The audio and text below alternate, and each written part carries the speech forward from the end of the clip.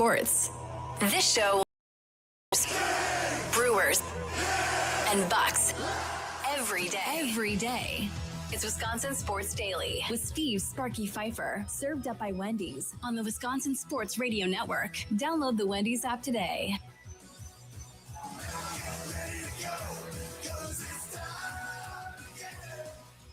All right, here we are on a Wednesday. Hope all is well. Lots to get to here today. Joe Arrigo from the Joe Arrigo podcast. He'll join us coming up at 3 o'clock. He's got a Substack piece that is unbelievable. Like, he went through all the different candidates, essentially, for the Green Bay Packers and broke down by candidate all the different strengths and weaknesses and how they play different things as their backgrounds states, and then how that fits up with the personnel of the Green Bay Packers. It is about as well done of a piece as you could potentially find, I think, anywhere on social media at this point or anywhere else. So we'll talk with Joe Arrigo coming up at 3 o'clock. Jon Heyman, MLB Network insider. He'll join us coming up at 4:20. Looking forward to talking to Jon Heyman as reports flowing out there that the Brewers fielding offers on Freddie Peralta last night on MLB Network. I think it's their hot stove show. I don't know. It was on like at 8 o'clock last night live. And I was watching that. And Joel Sherman, another MLB insider over there who does the podcast of the New York Post with Jon Heyman, pretty much said that there are a bunch of teams that have met the ante that the Brewers are asking for as far as in return for Freddie Peralta. Now the question becomes, who are the teams willing to up the ante to make sure they get Freddie Peralta? There have been multiple reports in the last 2 days that the Dodgers are one of those teams that are willing to part with top prospects in order to get this done. There was a report earlier today about the New York Mets and the Brewers wanting their second pitching prospect, Tong, who I wanted as well. And Mets said no, David Stearns. Then they asked about Jet Williams, all 5'7" of them, and Brandon Sprout, who's their third-ranked pitching prospect. And it appears that the Mets have apparently not wanted to do that deal either. I don't know what our obsession is with small dudes. And as a small dude, you know, it makes me happy, right? It's like, all right, cool. Small guys can play baseball. That's awesome because they can't play anywhere else. So that's kind of cool. But with all due respect, give me 6'3" and 40 home runs, and I'll go with that versus 5'7". He can run fast and hit 10. But either way, so it doesn't appear that's happening. And I quote tweeted that earlier this afternoon and said, that's good. We'll move on from the Mets. Well, there's other teams we can talk to. Padres have interest. The Orioles have interest. The Dodgers obviously have interest. And I know a lot of people are like, Dodgers, screw the Dodgers. Hey, man, they got a deep farm system. They got the good prospects too, right? So you have to be willing to listen on the Dodgers front, regardless if that makes them better or not. You have to take the deal that's best for you. Again, from a Brewers perspective, Matt Arnold perspective, it has to be overwhelming at this point, I think, if I'm the Brewers, if I'm going to trade Freddie Peralta. And it sounds like teams are willing to make it overwhelming in order to get this deal done with Freddie Peralta. Because if you're, say, Baltimore or the Dodgers, you could extend Peralta when you get him to make sure he doesn't get to free agency. He is not represented by Scott Boras, who demands everybody go to free agency, refuses to let anybody negotiate an extension. So I think, again, you go to Peralta and give him, say you give Peralta, offer Peralta 4 at 100 on an extension, I'd imagine he takes it. Says, yep, that's cool. I'll play in LA for the next, 5 years on a 4-year, $100 million extension. It's all guaranteed money, folks. That's life-changing money, everybody. And the Milwaukee Brewers clearly don't want to go that route, don't want to go 4 at 25 or something like that. So Baltimore can, the Dodgers can, the Padres can. A lot of these teams can get this done. The Mets can too, if they truly, truly want it. I mean, it does not appear David Stearns really, truly, truly wants him at this point, Charlie.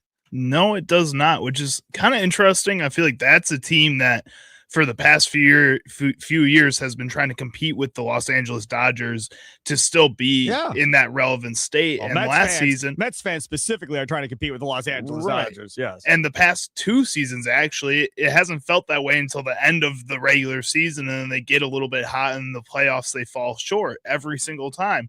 This is a trade that I feel like could go and help catapult you back into the top 2 or 3 in the MLB overall.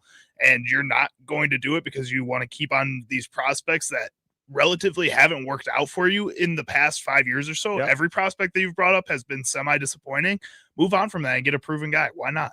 Yep. And that's the thing that we'll talk more about concerning Freddie Peralta and the Brewers. We'll get into that coming up here in the second segment at about 2:20 or so. Plus, we'll talk with John Heyman, MLB Network Insider, at 4:20. I want to start off, though, talking about the Green Bay Packers, if you don't mind. And there will be Packer topics throughout the show. We have a Bucks topic coming up at the 3 o'clock hour as well. Packers, Brewers, and Bucks all discussed today. I realize that Luke Fickell talked today for the Badgers at 11 o'clock. To be honest, there wasn't a ton necessarily there from Luke Fickell, other than talking about Colton Joseph wanting to be a Badger and understanding that he's got to be a leader of the program and not just, a starting quarterback and all of this other mumbo jumbo that he had to say. And Aaron Witt coming back for his 100th year. Everybody's excited about that. Whatever. Did absolutely nothing for me. Nothing. There was a video last night by the Badgers, and somebody spotted him in the video oh, there's Witt, everyone. I was like, did I miss something? Is he TJ Watt? Is he JJ Watt? What are we getting all excited about? But it's because he's 50 years old. He's in his 7th year of college football. That's crazy. I know. If a dude, in my mind, gets to his 7th year of college football, it probably means he's not that great and that he's sticking around because he can't get much better than what he's doing right now. Or he's getting paid a ton of NIL money like Carson Beck. I mean, it's one of those. Yeah, right? But Carson Beck's kind of the same thing. I feel like most people know once he hits the NFL, he's probably going to fizzle out pretty fast. He doesn't have that NFL type talent, so he sticks at the college level because he knows he's a college player. And there's a lot of money to be had. A lot of money. So I saw the Fickell stuff. Just not a ton there to do a whole topic on. But there is a lot going on with the Green Bay Packers. This is simple, nice and easy, not a hard topic. Pretty much as easy as it comes. Not who do you want? That's not the question. What do you want in this next defensive coordinator for the Packers? Now that Hafley's with Miami as head coach, what do you want in the next defensive coordinator for the Packers? I see there's a lot of people out there that are talking about Jim Leonard. I saw Jason Wilde, I think it was, talking about the fact that LaFleur wants to talk to Jim Leonard, it sounds like. Okay, it's fine. It's good. The problem is they really can't do anything until after the game this week. Then they can talk to him, but they can't essentially give him the job, I don't think, until his season is officially over. So if the Broncos were to win this week, probably not likely with Stidham at quarterback, but if they were to win, then they would have to wait even longer before moving on him. And considering Leonard walked away the last time, do you want to go down that road again? I think a majority of Wisconsin fans say absolutely yes, yes, yes, yes.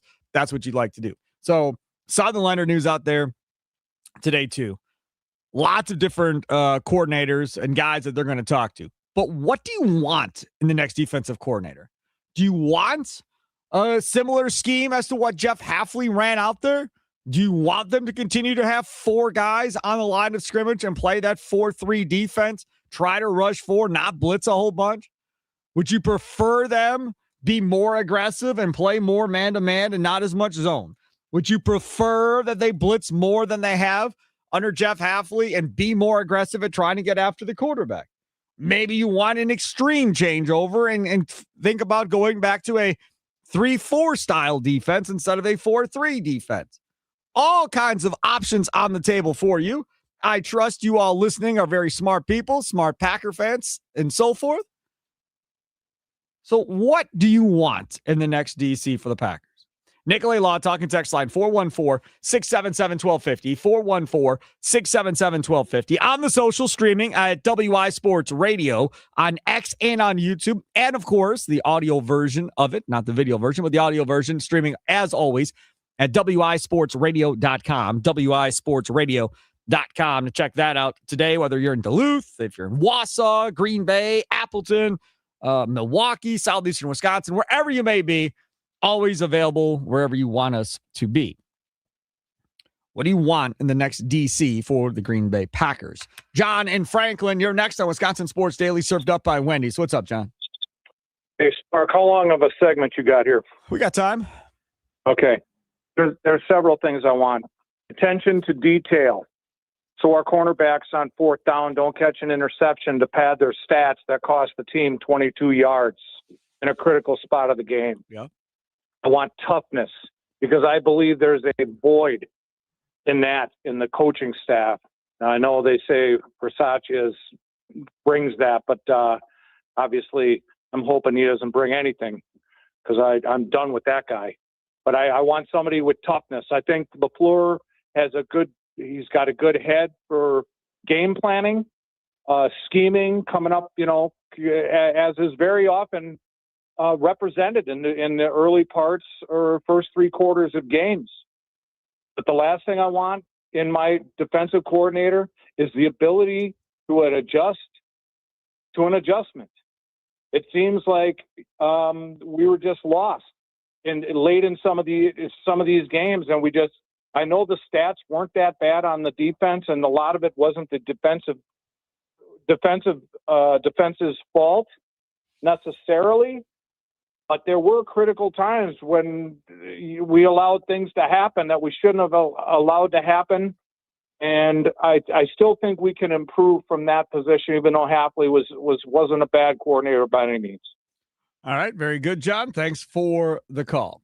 One of the things I always view as an important stat when it comes to judging a defense is third down defense, right? Isn't that a big deal? Get the other team off the field. You survive first, you survive second. Now it's third and short, third and long, whatever, but it's third down. Can you get off the field? Number one in the National Football League, the Seattle Seahawks. They're still playing. Number two in the National Football League, the Houston Texans. They played into the playoffs as well. The Seahawks 32.9%, the Texans 34.1%. The surprising one, the New Orleans Saints third at 34.2%. The Vikings, and we all want their defensive coordinator, 34.5%. The Chargers, 35.2%. Denver, 35.7%. The Green Bay Packers, 20th in the National Football League, right behind the Chicago Bears. The Packers, 40.5%. The Bears, 40% at 19th in the National Football League. That number has to get better. And I'll give you something else. It got worse this year from last year.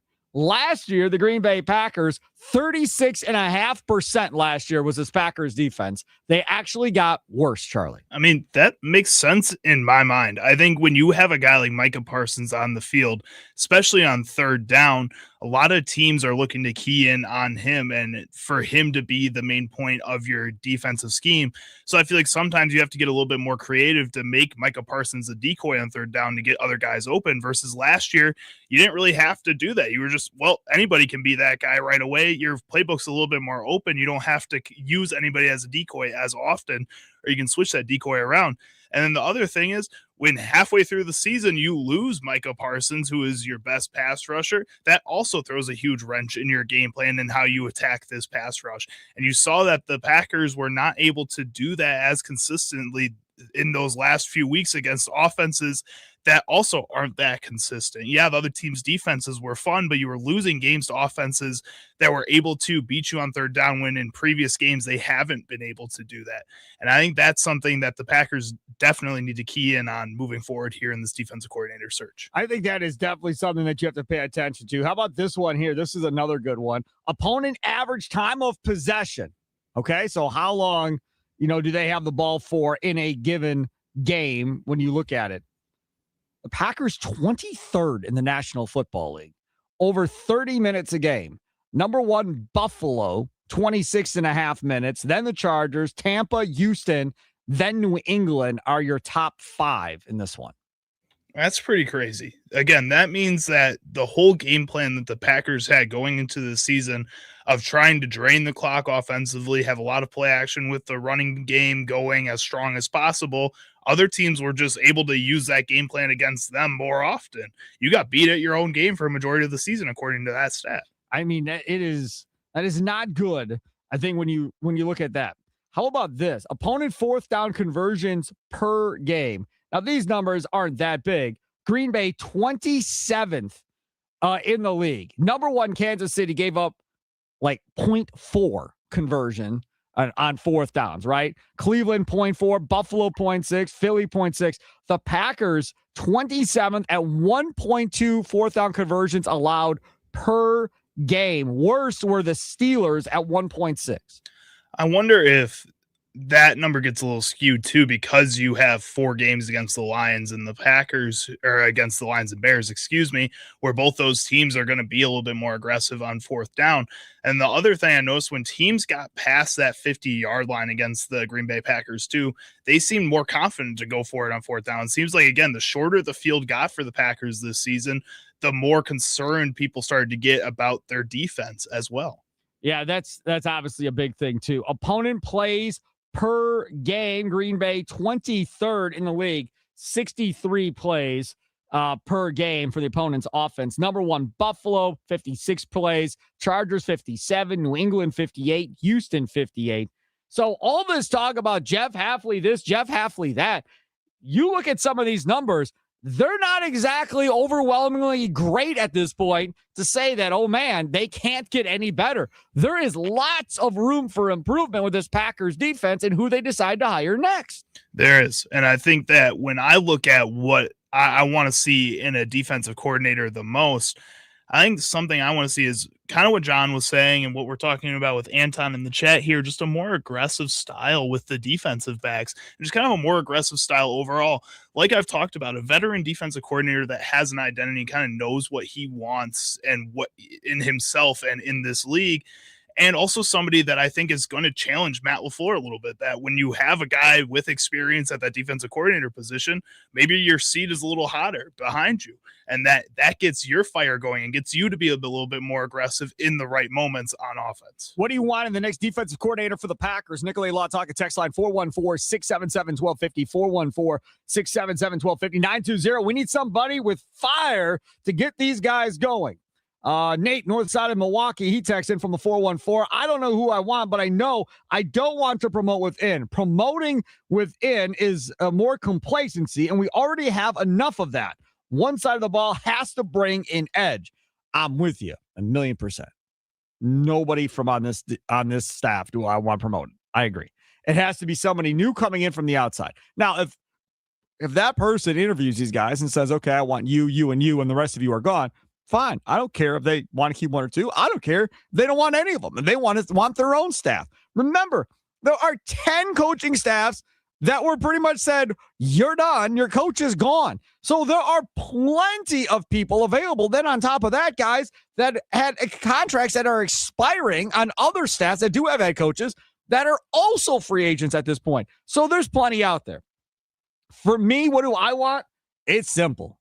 I want nasty. I want over-the-top physical, and I want people to know they played the Packers defense every week. Not of 17 games, 4 of those 17, you played the Packers defense.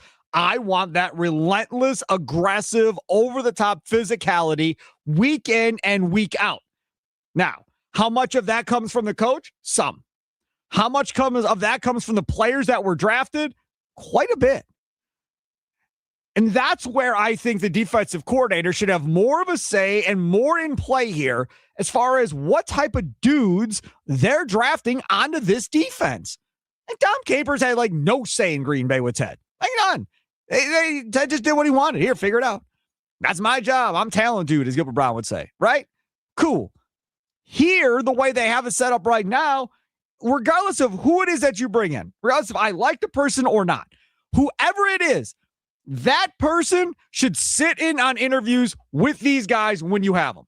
Whether it's at the NFL Scouting Combine, whether it's at the Senior Bowl, wherever it is, whether it's their personal workouts, and maybe you get a chance to talk to the guy on the side or whatever, that D coordinator should be involved in these conversations with whoever the guys are.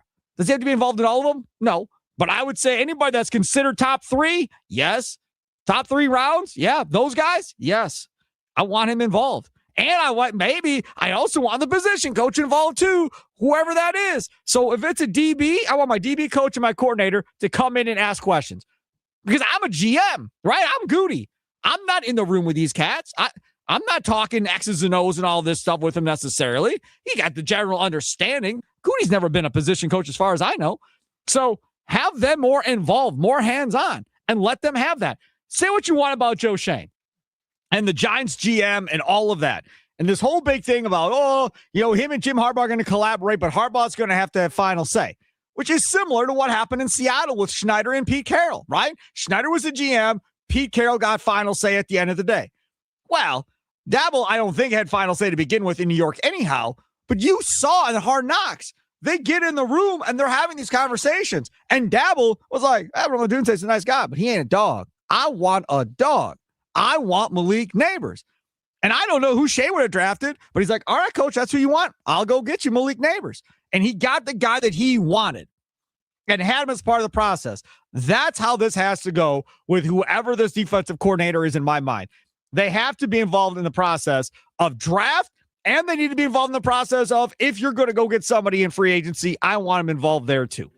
But then that defensive coordinator has to be somebody, like I keep saying, you trust in order to make those types of decisions, which really kind of limits the pool of guys that you're looking at if that's what you want. I think that's McDermott, that's Brian Flores, and maybe 1 to 2 other guys that I'm not thinking of off the top of my head, but 2 guys, that's about it that I can think of right now. And that's going to be hard. Both those guys are going to be hard fought for. Vikings want to keep Flores as long as possible, and he doesn't really seem like he's that interested in leaving unless it is a head coaching gig, which at this point, I don't think he's going to get a head coaching gig. This is the thing, right?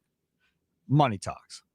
That's it. Do you want him or don't you? Pay the man if you want him. Bisaccia, deuces, right? We all say if you do that, you have to get rid of Bisaccia. So that means Flores is associate head coach.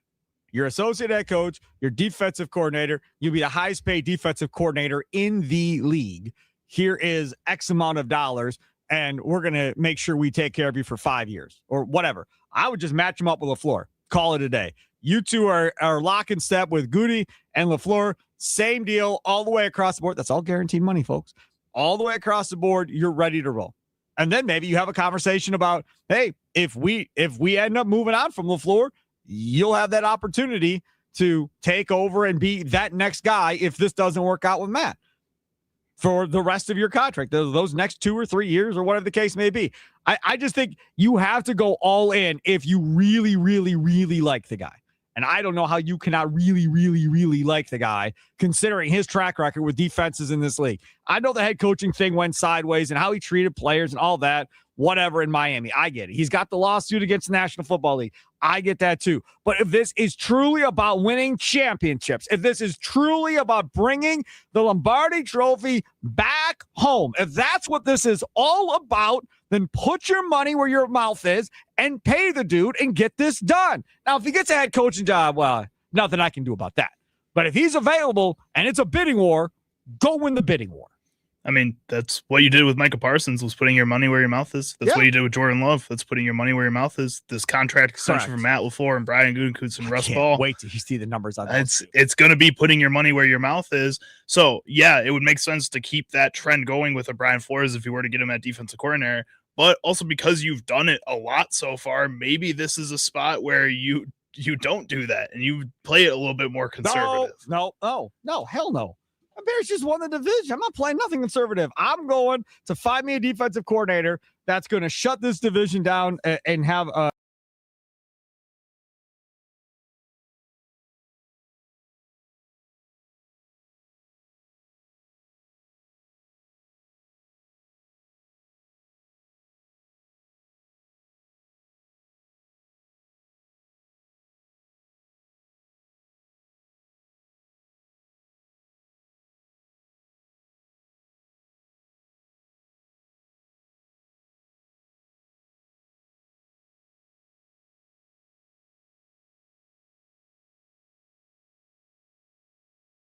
offensively in that one as well. And really, there's a minute difference between the two of them. The Green Bay Packers are 23rd in the league, 29 minutes and 11 seconds of possession time for the Packers offense. when on the field for the offense. So they're not that much different than the defense. 30-29 necessarily isn't that big of a deal. Let's see what else here. Third down conversion percentage for the Green Bay Packers offense. Something else that we can look at. And the Packers were number one most of the year, ended up second behind the Niners at 48.18%. And those of you that are like, oh, get rid of Matt LaFleur. Oh, I don't like Matt LaFleur. If you go and look at some of these offensive numbers, you're going to see why they kept Matt LaFleur. There's a lot of good things you can look at with Matt LaFleur and be excited about at the end of the day with this Packers offense. So I want that aggressive guy. That's what I want. But more importantly, I want that guy involved in the process of bringing in draft picks. I want that guy involved in the process of bringing in free agency to get the type of players he wants that fits his scheme of what he wants to run. Not Goody drafting guys and be like, all right, good luck.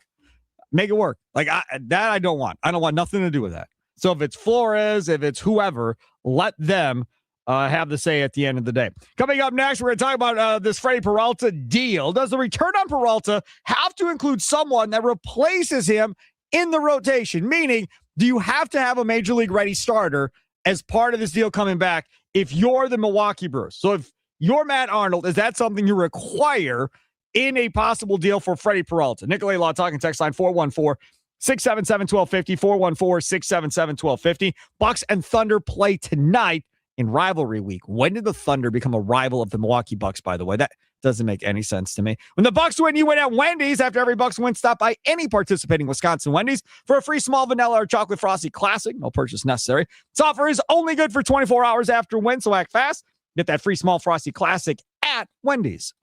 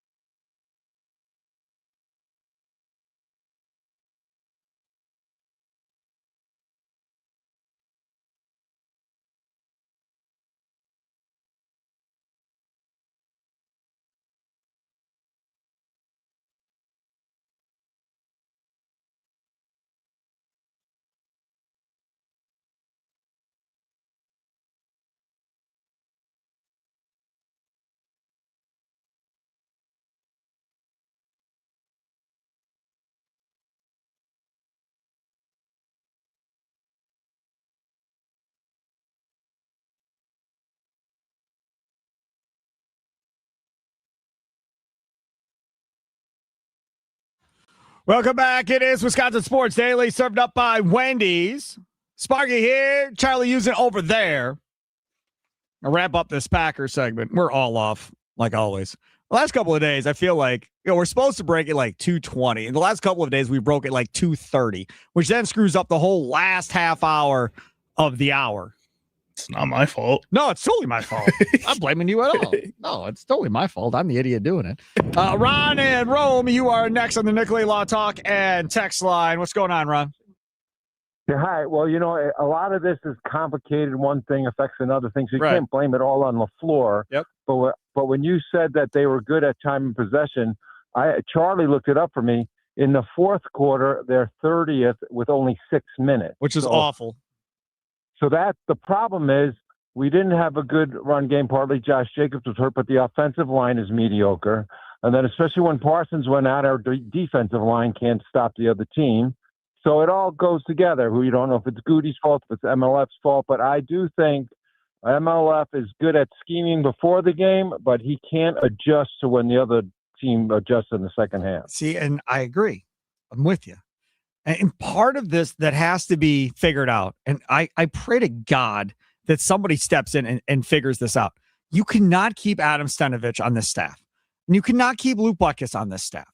Like, you have to find a new offensive line coach, and you have to find an offensive coordinator, preferably that's been a head coach before, that's been in these situations, and preferably has had some success with in-game adjustments. Like, McDaniel would have been absolutely spectacular for LaFleur had they been able to pull that off. But because this has taken forever to get the extension done, Packers still haven't sent out a press release on it. I mean, technically, it's still not even official that this damn thing is done. We're still waiting. So that's the thing that bothers me, is they should be in the middle of this right now and making changes. If you come back with the same offensive staff, I just don't know how anything changes at this point.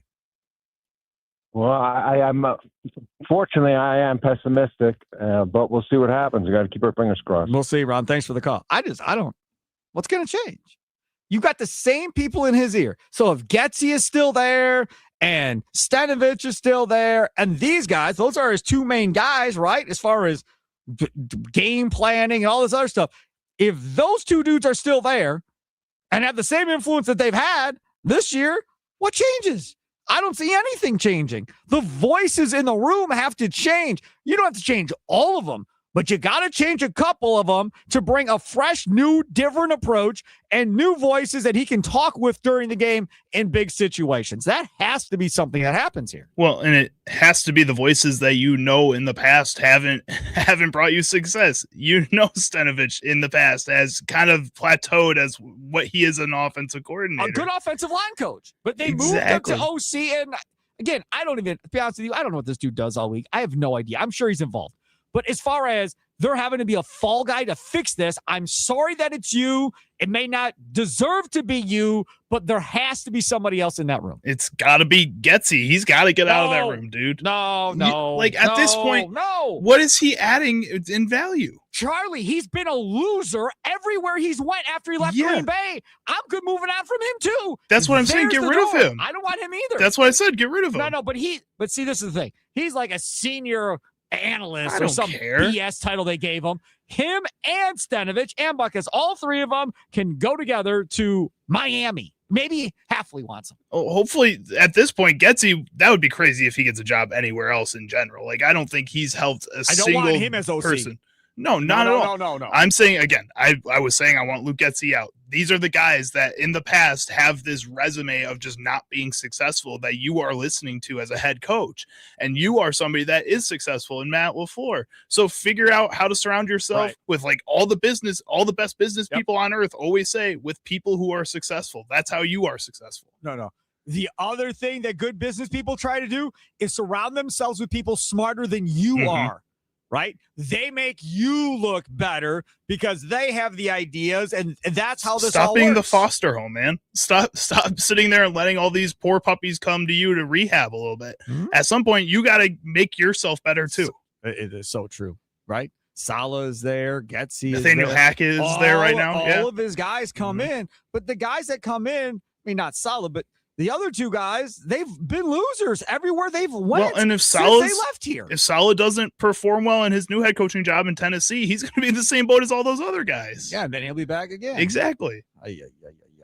All right, take a quick time out. We are going to talk about Freddie Peralta and this deal. And do you have to have a starting pitcher back in this deal that immediately goes in the rotation to take Peralta's spot? Does that have to be part of the deal for Freddie Peralta if you're Matt Arnold? Nicolay Law Talk and text line 414-677-1250, 414-677-1250 on the socials, WI Sports Radio, streaming live on X and on YouTube. Check out all of our podcasts and streaming the audio too at wisportsradio.com. It's Wisconsin Sports Daily, served up by Wendy's, live from Wisconsin Sports Radio Network Studios, powered by the Potawatomi Sportsbook. I'm telling you, that's the place to be to watch all of your favorite sporting events. 2,000 square foot center screen, 2 levels. That second level is available to rent out for different functions. If you're interested in that, you can reserve your seats, your tables ahead of time. Plenty of space for you by simply going to potawatomi.com/sportsbook. And there's a nominal fee, but it goes towards your food and beverage, which is amazing too. 48 beers on tap, dozen different specialty cocktails at the Potawatomi Sportsbook kitchen. Brunch all day long, burgers, wraps, salads, sandwiches, whatever you want. Plus desserts and pastries made on premise every day, and they are delicious. So again, check them out today, potawatomi.com.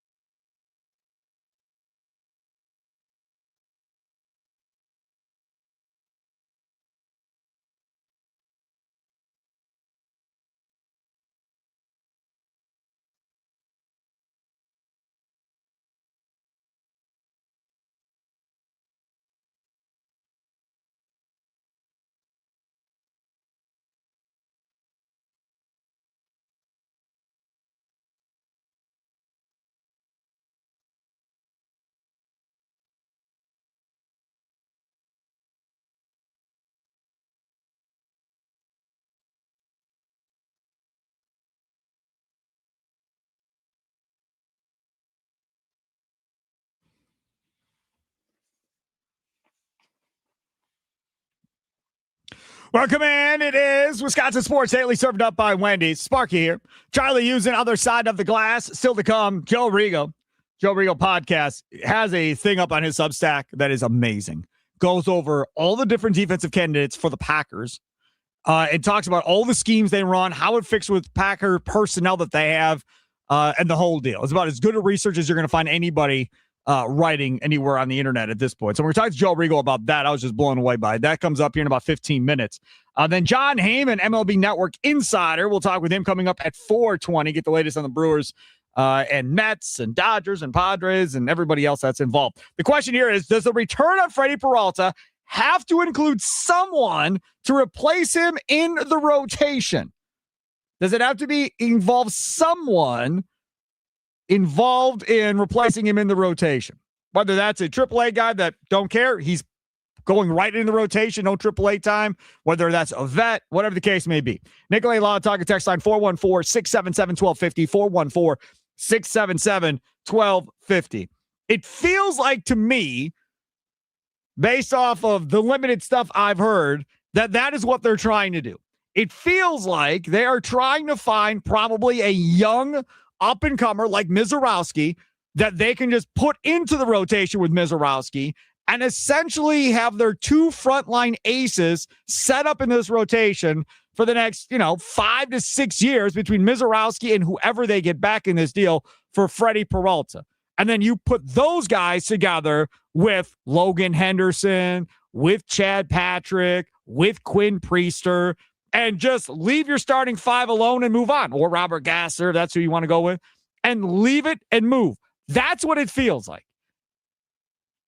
But is that something in your mind that they should do? That's what I want to know. 414-677-1250. I say no.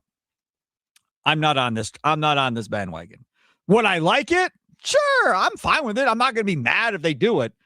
But I would rather them go out and find as many bats as possible to do this. And part of my prerequisite in all of this is I don't care if you go get a starting pitcher.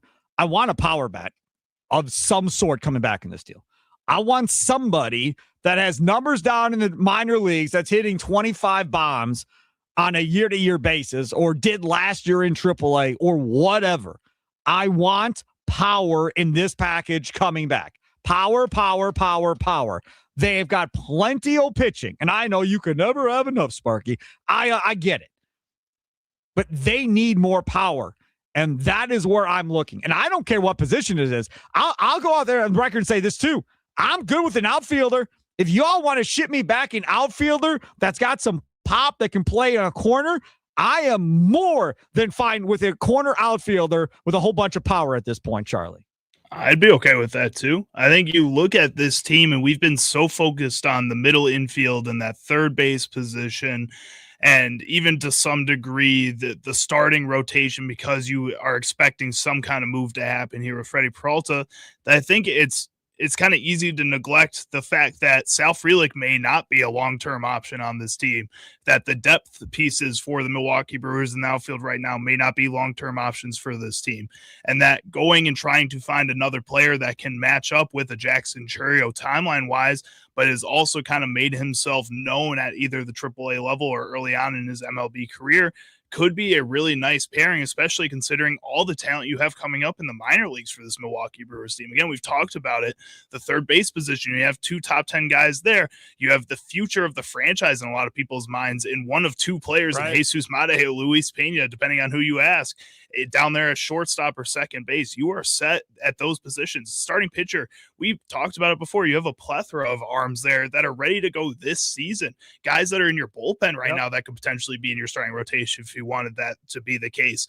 I think you are okay there. I think, honestly, the corner outfield may actually be one of the most pertinent positions to go out and get talent for this Milwaukee Brewers team. 920, we need a power bat at third. Well, my friend, I would agree with you in most scenarios, especially now. Like, I would be fine Suarez 1 year, $25 million, whatever it is, be done with it, take your shot and see if Suarez works out. But if you look at the minor leagues right now, they have the number 1 prospect at third base and the number 9 prospect at third base, both with big bats with Fisher, who they just drafted last year, is the number 1 overall third base prospect in baseball. And then Brock Wilken is number 9, according to MLB Pipeline. So they do have a couple of guys coming. But for this year, yes, they definitely need to figure that out at this point. Got another one coming in here. Now, this one is long. This thing, as I'm reading it on my website page here, I'm going to have to read carefully so I don't screw it up, from the 715.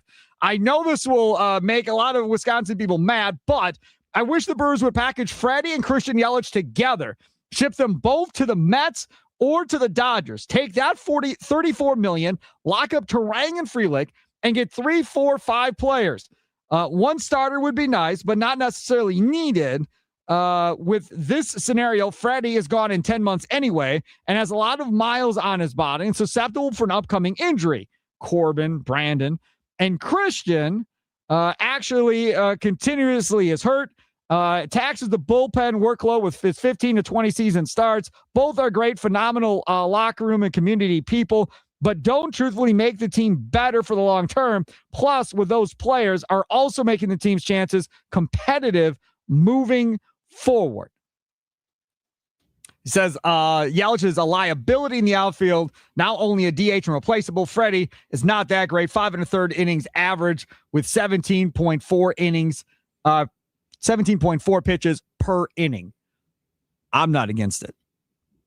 I don't think I'm completely against it. I'm not against either. it, depending on what the package is. I that makes sense to me. I just think that to lock up Terang to a team like the Dodgers, or even a team like the Mets, a contract like Christian Yelich's may be a little discerning, because especially considering you're spending so much money on other key players, to spend that much money on a player like that may be kind of hard to do.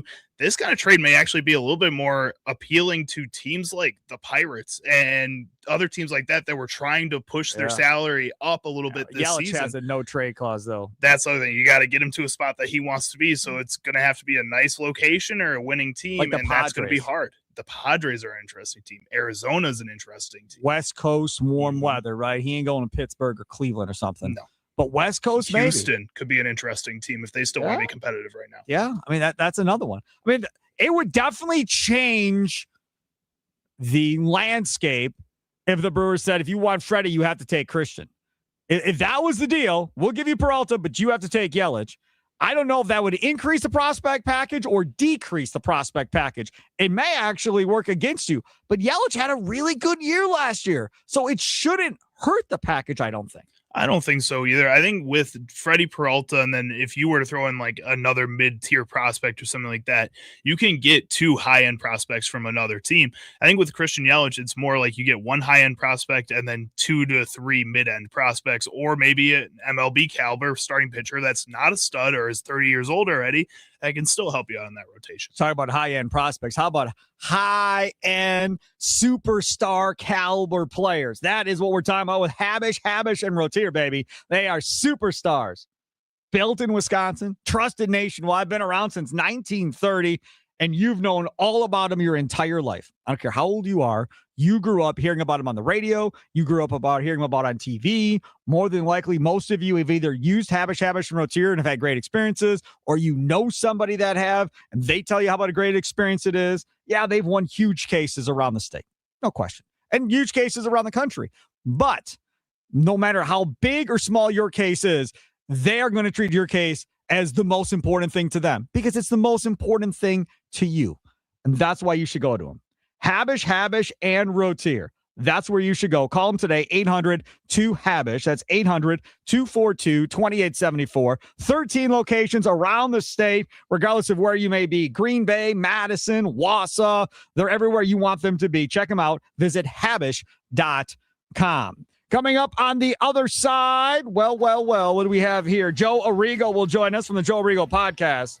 Just an unbelievably great article, piece, written, column, whatever you want to call it, on Substack, breaking down all these defensive coordinator candidates for the Packers and then matching up their scheme to what the Packers have personnel-wise and who really fits the best. So we'll talk with Joe Arrigo about that coming up next. Wisconsin Sports Daily, served up by Wendy's, live from the Wisconsin Sports Radio Network studios, powered by the Potawatomi Sportsbook. Sparky here.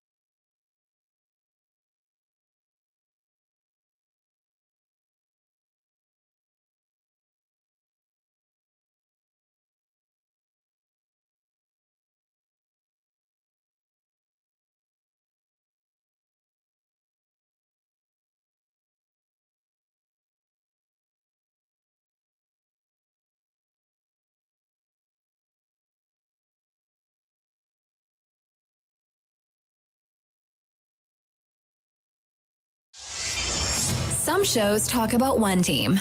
Other shows barely talk sports. This show will talk Packers, Brewers, and Bucks every day. Every day. It's Wisconsin Sports Daily with Steve Sparky Pfeiffer, served up by Wendy's on the Wisconsin Sports Radio Network. Download the Wendy's app today.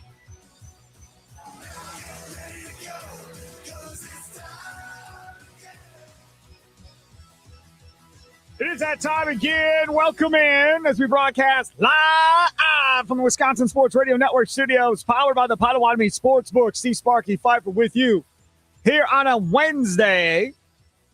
Still to come on today's show, 4 o'clock hour, John Heyman, MLB Network Insider, will join us coming up at 4:20. Give us the latest on the Brewers, Freddie Peralta, the latest on a possible work stoppage coming up. We'll talk about the Hall of Fame people that got in yesterday.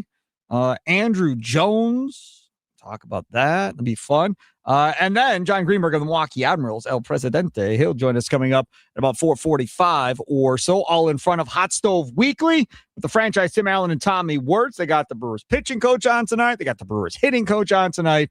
So make sure to stay tuned for that from 5 to 7. Joining us now to talk more about the Green Bay Packers and their defensive coordinator situation from Las Vegas, Nevada. He is Joe Arrigo, the Arrigo Podcast. Follow him on Twitter at Joe Arrigo _. Joining us on the guest hotline, powered by Gruber Law. One call. That's all. Watch him right now on X and on YouTube as well at WI Sports Radio. Joe, thanks for coming on, man. I appreciate it. Man, I appreciate the invite, Sparky. Long time. Hey, man, I got to tell you something, man. You absolutely crushed it with that Substack piece today, breaking down these coordinators. It is about as in-depth as you possibly could get. Now, I will tell you, that I don't do any of that stuff. I just go off of what I like, right? So this is what I like. We said this in the first segment of the show as far as what do you want? Not who do you want, but what do you want out of your next guy, right? I want that's going to bring physicality, that's going to bring nasty and all of that. Now, the guy that I want probably does not match up with what the Packers have. Jim Schwartz is that guy. I mean, he's that guy that's going to bring that thumb, that's going to bring that nasty, that's going to bring that aggressiveness. That's that dude, but he probably doesn't match up with what they have personnel-wise. You know what? That's actually a guy that I wanted to include in the piece, but because no one knows if Cleveland is going to let him out of his contract if he doesn't get the head coaching job, I couldn't do that. The other people are pretty much everybody named has been reported or has been some type of interest. But Schwartz, I agree with you. Look, I think there's far too many nice guys on the staff, and there needs to be a guy that's going to shake the tree a little bit and kind of ruffle some feathers. And, you know, I think, you know, they got to take what Micah Parsons brings as far as an attitude, and they have to kind of incorporate that with their team. Oh, super competitive, ultra competitive. Look, I'm here to win ball games. I'm not here to make friends. And, you know, I'm rocking with my guys in the locker room, and those are the guys, you know, I'm going to roll with. And I think they need to have a coach like that. Schwartz, I mean, I agree with you. I want to get a strong defensive-minded coordinator on that side of the ball, and then incorporate some of that really with the offensive line coach as well eventually. But, yeah, I would agree with you. Schwartz would be a guy, but, I mean, he's not available at this point. So everybody that's in the piece is who's available at the current moment. Anybody ever traded for a coordinator? Has that ever been done? Anybody ever trade like a third-round pick to get a coordinator who's under contract with somebody? Anybody ever done that? I mean, we've seen trades for head coaches, Joe, but have we ever seen a trade for a coordinator?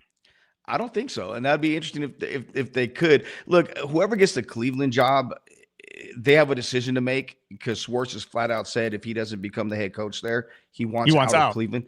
So, yep. I mean, and I think Mike McDaniel not taking the job or not even going to the second interview really affected that, you know, because I think he would have been a guy that, hey, you just run that side, man. Like, I got this side and we can just rock and roll. But, I mean, as Schwartz becomes available, he has to jump to near the top of the candidate list, provided when he becomes, you know, when that decision gets made in Cleveland, will it be after Green Bay selects a coordinator? That's another question that has to be asked. So Joe Arrigo Podcast. His Substack is amazing as well. Has his great piece up going over all the defensive coordinator candidates that are being reported or talked about for the Green Bay Packers. Joining us here on Wisconsin Sports Daily, served up by Wendy's. We agreed earlier in this show, we don't want anybody on this staff being promoted from within because we feel like it's just going to be too much of the same. And you've got a guy in Covington, obviously, that was with New England as a coordinator. You got Ainsley on here, secondary guy that's been on this staff. Your thoughts on both of those guys and whether or not you'd like to see either one of those two guys moved up? Ainsley's an interesting guy because I think he's got a chance to maybe go down to Miami with Hafley and be his D coordinator and title. Yep. He's well regarded. The thing is, though, he also has coached a lot of the guys previously on the staff. I mean, if you look at McKinney, I know they just released Diggs yesterday, but everybody fully expects him to be back. He was their position coach at Alabama. So there's some continuity there with them that would really go a long way, I think. And he works well with those types of guys.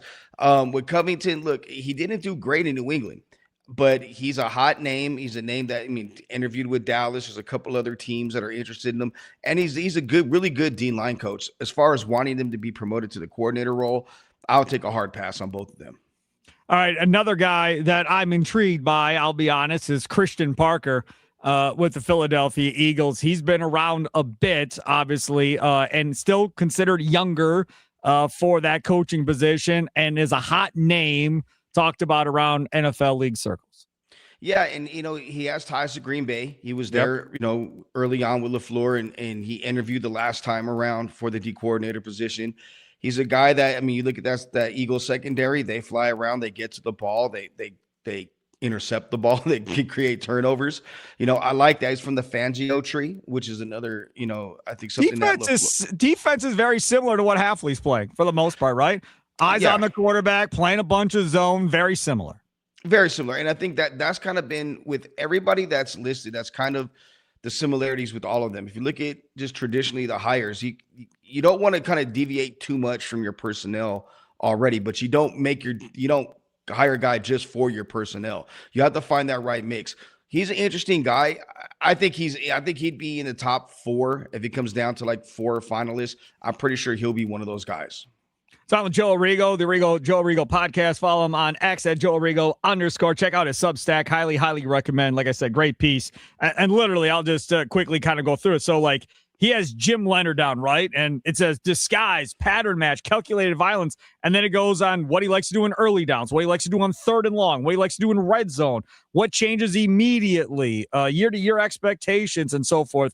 It's just such a great piece. It's absolutely have to check it out. Let's talk about Jim Leonard. Obviously, former Badger guy. Everybody here wants Jim Leonard. They can't talk to Leonard until after this next game. They can't hire Leonard until after their season is done, which it probably will be this week.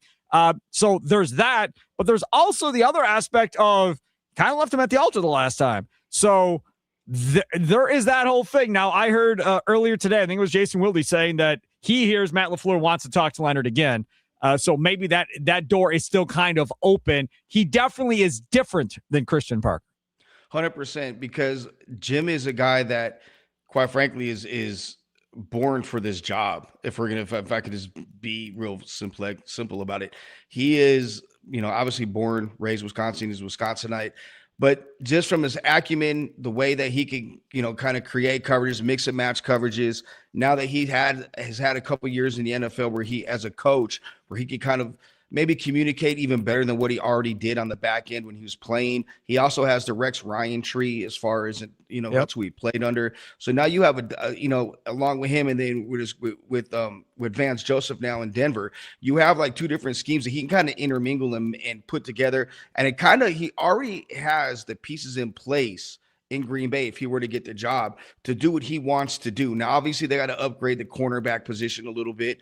Yep. But, when you have a war piece like Micah Parsons, and then, you got Wyatt coming back, Edgerrin Cooper. You have 3 guys in your front 7 right there that are elite level players. That makes Green Bay's job a destination job. And quite frankly, like, out of all the candidates, not only is he probably the safest one, he's the one that gets them to the highest level a lot sooner than what anybody else does in the list. This is the thing, though, and you said it. You've got to get corner better because he plays more man-to-man than most of these other guys do that we're talking about here so far. And I'm sorry, I don't trust Keyshawn Nixon and Carrington Valentine in much man-to-man coverage. Now, it was okay when you had Micah Parsons being able to get back there and create some havoc, but if They don't have that. And if they lose Micah Parsons an injury or whatever the case may be, they have to replace him. They don't have any cap money per se as of right now. Now there's going to be some cap casualties, right? Elton Jenkins, probably Rashawn Gary, and whoever else comes up. They don't have a first round pick. So in order to upgrade that position, they're going to have to get creative. Well, this is the deep cornerback draft. So this is one where they can go get a young guy or two in this draft and maybe go see who gets released, if I'm a veteran that wants to come play for a title contending team, and that's with Trayvon Diggs. I mean, if they were to bring him back, and let's just assume that he's close to Micah Parsons. He liked his time in Green Bay from all accounts. So, he's a guy that you can get him in probably a veteran minimum type deal. You may be able to find somebody else in that role. Look at Rasul Douglas a couple of years ago, and when it comes and I'm biased when it comes to Keyshawn. Full disclosure, I've known Keyshawn since he was in junior college. So, albeit he didn't have the greatest year this year, I still think there's a lot of room to grow with Keyshawn. And then Nate Hobbs. I mean, I've been out here in Vegas and I covered the Raiders for a number of years from the time they moved out here until last season. Nate Hobbs was arguably one of the top 5 slot cornerbacks in the NFL when he was healthy. So now you have a good problem with him and Bullard both being able to play the slot. And if you go nickel, if you go dime, you have 2 elite slot corners right there. Joe, listen, man, I feel the love. I feel it. And I mean, everybody's got to have love from somebody. But the Nate Hobbs thing, like, he's got to be a boundary corner for this to work, doesn't he? I mean, didn't you pay him to be a boundary corner? You may have paid him, but I mean, what are you going to do? Leave him out there and let, cut your nose off to spite your face? If he's better off playing the slot, then you put him in the slot and let him excel right there. Look, it's about winning games, Sparky. I don't care if he can play boundary, he could play field, he can play slot. I don't care what he could ride the bench. If they're winning ball games, that's all that matters at the end of the day. Yeah, no, you're absolutely right about that. Joe Arrigo, the Joe Arrigo podcast. Follow him on X at Joe Arrigo _ And of course, his Substack's amazing. That's what we're talking about right now. All right, next guy, Durante Jones. I would assume most people don't know who the hell Durante Jones really is at the end of the day, but this is a guy coming from Minnesota and from a damn good defensive coordinator that he's been coaching under. Tell us about him and what he brings to the table. He's an interesting guy just because he hasn't been, Green Bay, I think, is like one of the first places that he gets mentioned with. He's a very conservative assignment sound coordinator. And he's one of those guys that you just don't beat yourself.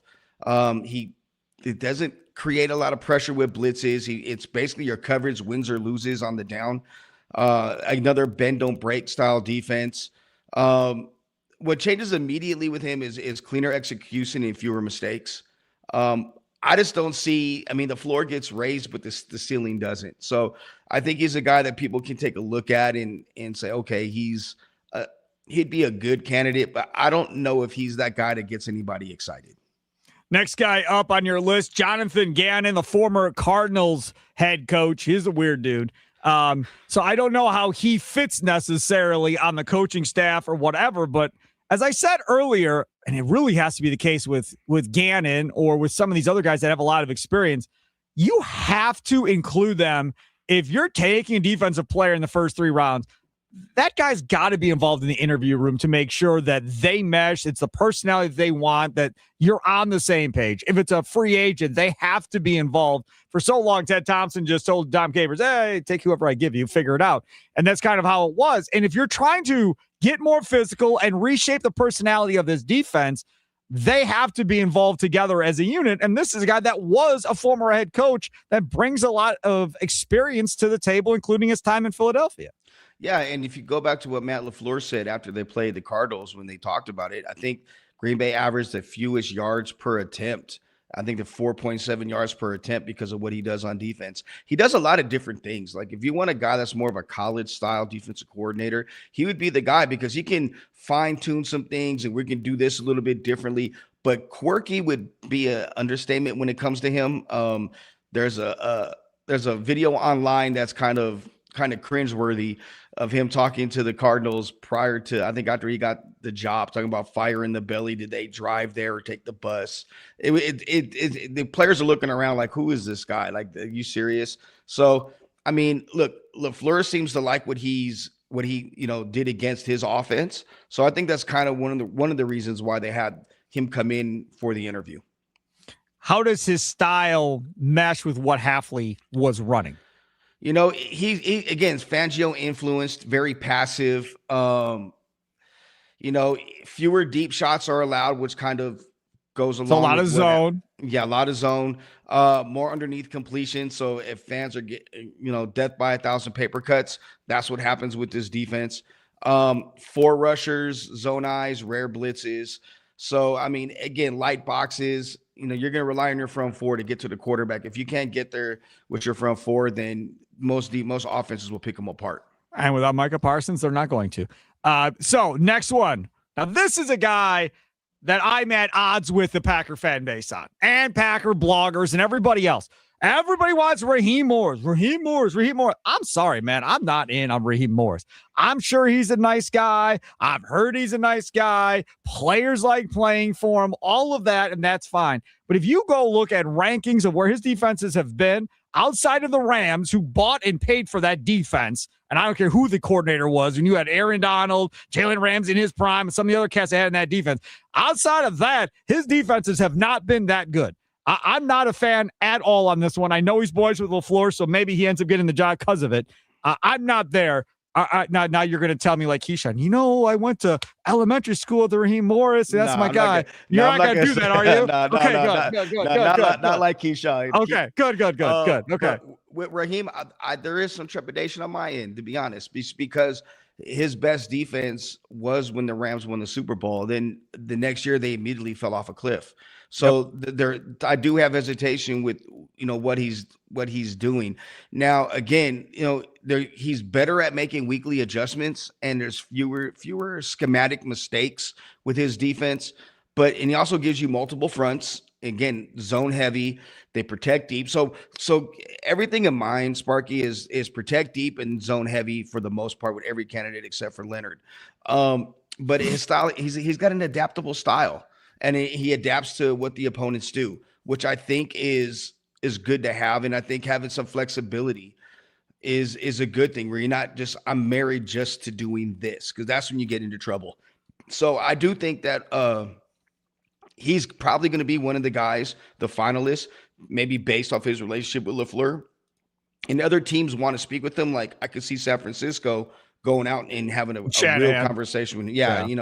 And if he does, great. But if he's available, let's say Green Bay hires Leonard, hypothetically, and he's still out there, I could see them bringing him in a lot like they did with Salah, even though it was middle of the year, or even with Hackett, in some type of role where he can kind of be a different eyes and ears for the defense and maybe give him a different perspective on things. All right, last one. Brian Flores. I think that's every Packer fan's dream, to be honest with you at this point. I think that's who everybody wants. And I said it earlier. Put your money where your mouth is. You want to win a championship. You want to win a Super Bowl. Open up the checkbook. Fire Bisaccia. Make him the associate head coach to give him a raise-in title to go along with it, or whatever it is to justify you paying what you're paying him to the board of directors in Green Bay. And pay the man and match him up with LaFleur and Jordan Love contract-wise, or with LaFleur at least, because LaFleur is going to be probably longer than Jordan Love's contract with this extension. Match him up, and then just forget about the defense and let's just move forward. Well, the thing about Flores, I obviously as a coordinator, he's disruptive. It's got a very high ceiling, but that floor can bottom out real quick. If we're honest, the thing about Flores that people need to consider, and I think something that Green Bay would consider, and I don't know if they're willing to dive in with this, is behind the scenes. There's a lot of things that are said about him as far as him being a type of guy that backstabs his other coaches. And do you want that? That was in Miami. Yep. Yeah. So do you want that in your building? I don't, everybody grows, we've all grown from when we were younger. We learned from mistakes, and maybe he has. And it does weaken the Vikings as well. Let's say they hire Flores, Vikings could promote Jones, and, you kind of, again, you win on two different fronts again with them by bringing him over. He'd be a guy that, I'm pretty sure they've had a conversation with his agent if he doesn't get a head coaching job. I know Pittsburgh's in on him. I think him and Mike McCarthy are probably going to be the two guys, and Chris Shula will be the three guys really for the finalists for that job. But Flores in Green Bay could be a really good match, and he's never had a guy like Micah Parsons. Like, Parsons is a game changer for anybody that's a consideration for this job, because he's one of the 2 or 3 top players, definitely defensive player in the NFL. All right, Joe Arrigo, I will tell you, after listening to you for the last however long it's been, 15, 16 minutes or so, I'm more convinced now than ever it's not going to be Jim Leonard. Like, he's the exact opposite of every other guy that makes sense for this defense. Like, it would have to be a huge leap for Matt LaFleur to take. He would essentially be saying, I'm good going back to Mike Pettin.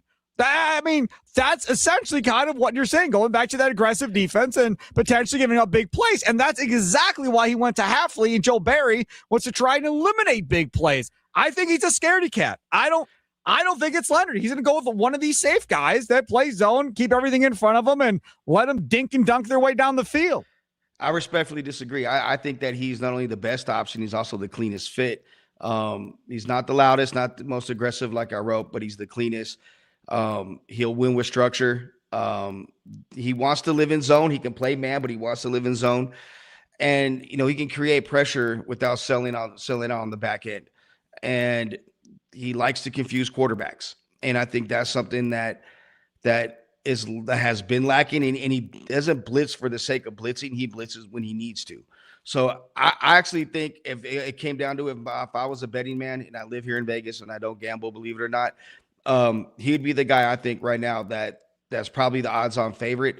And I would say this too. I listen to what's not being said, and when you have Jason Wilde and you have Rob and a bunch of other people talking about him, Coach Alvarez, behind that's his way of using the media to say, hey, I want this job.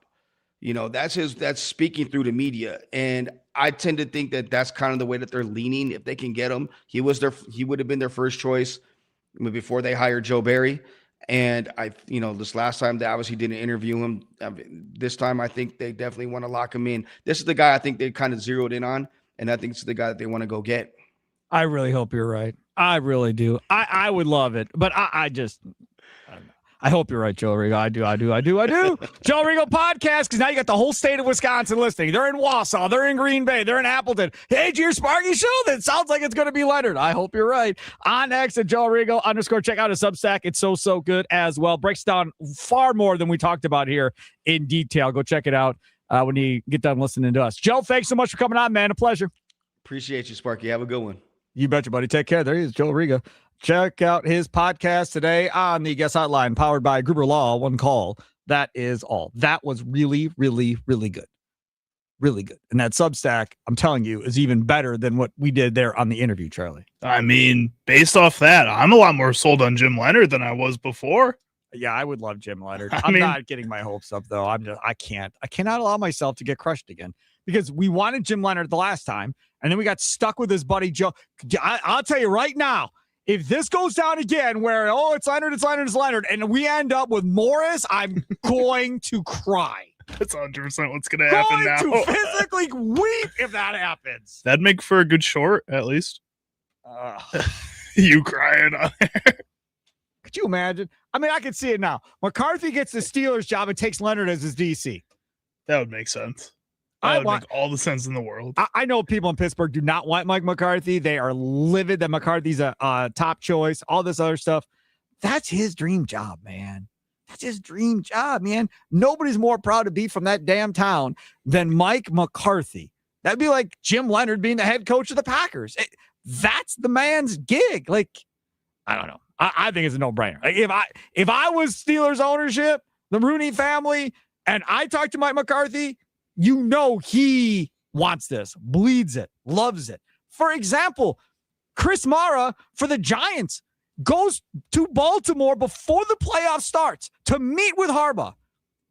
He gets in his car, drive back, calls up and goes, this dude wants to be a Giant. Like, flat out, he wants to be a Giant head coach. Case closed. He wants to be here. That's what you have with McCarthy and the Steelers. It's the same thing. How do you say no to that? I guess if I'm the Steelers, the reason I'm not saying no, and I think part of it is that you already said that Aaron Rodgers isn't going to come back, or probably is not going to be coming back. McCarthy's there though. I know that'd be the only way, but if he's not back there, I just don't feel like Mike McCarthy fits the point at which the Steelers are going to want to be in this kind of reset that they're doing here with Tomlin gone and Aaron Rodgers gone. Eventually here, Cam Hayward's going to be gone on defense. TJ Watt, the way that his health has been, he may retire sooner than rather than later, kind of like his brother JJ. I don't know. That team looks like it's starting to reset a little bit. Mike McCarthy doesn't fit that in my mind. I think the Steelers ownership would agree. I will tell you what I believe. I believe McCarthy can develop a quarterback. I do. So if they're going to draft a quarterback and sit behind Rodgers for a year, and you get McCarthy's quarterback school for the full offseason, then you get Rodgers for a season, then you get McCarthy's quarterback school for another offseason, and then that guy gets to come in and start in year 2. I absolutely love that setup, providing it's the right guy, right? So if it's the Alabama quarterback, let's say Simpson, if they take him, let him sit for a year behind Rodgers, and then gets to play that next year, I have the utmost confidence that McCarthy will make something out of that. I just feel like most teams look at what happened with Pete Carroll in Las Vegas this season and tell themselves they don't want to make the same mistake with a guy that has been out of football for a couple of years now. I think Harbaugh's a little easier to say that I want that on my team, my young team, because I've seen him do it more recently, I guess, by a little bit, that is. At the same time, I don't know. There's a reason this guy hasn't been in football. By choice. McCarthy was out a year after the Green Bay job, took the Dallas job. Lost the Dallas job, sat out a year again, and now here we go getting ready to come back again for the Steelers. It's just my choice. I'm going to get paid to sit at home. I just feel like I would have heard his name in more conversations. It's not just the Steelers. Or right? everybody knew that he wants the Steelers job. I'm telling you, all these guys talk, man. Everybody talks around the league. Everybody knows how this is going to go. I bet you 99% of front offices around the league knew Harbaugh was getting that Giants job before anybody in the media knew he was getting that Giants job. Most of those teams still talked with John Harbaugh and still interviewed him. So I feel like you would do the same thing with Mike McCarthy, You're right? going to live the dream, man. You're going to live the dream. You're going to throw everything you got at him going, I probably won't get him, but I'm going to try. I'm going to throw I feel like you would there. do the same thing with Mike McCarthy if you felt the same way. I'll give you an example. When Reggie White got to free agency, nobody in this country thought he was going to the damn Green Bay Packers. And in fact, when Green Bay got him on a visit, I don't think Ron Wolf or Mike Holmgren thought they were getting Reggie White, but they were going to give it their best shot. And guess what? They got Reggie White. That's why you do it sometimes. All right, take a quick time out, come back. The Milwaukee Bucks. Interesting. They played tonight against the Thunder.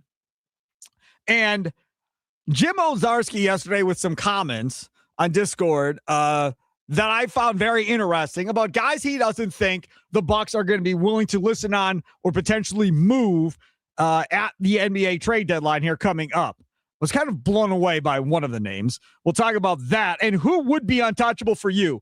If you were the Bucks, if you were John Horst, would there be any untouchables on this roster outside of Giannis that you would absolutely not trade?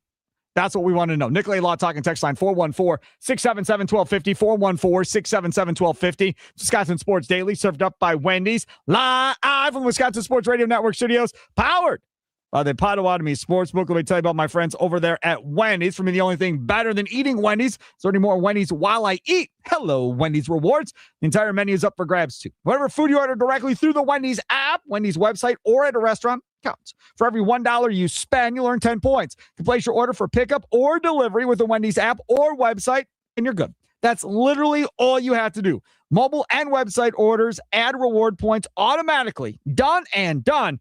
It's the best and so easy, too.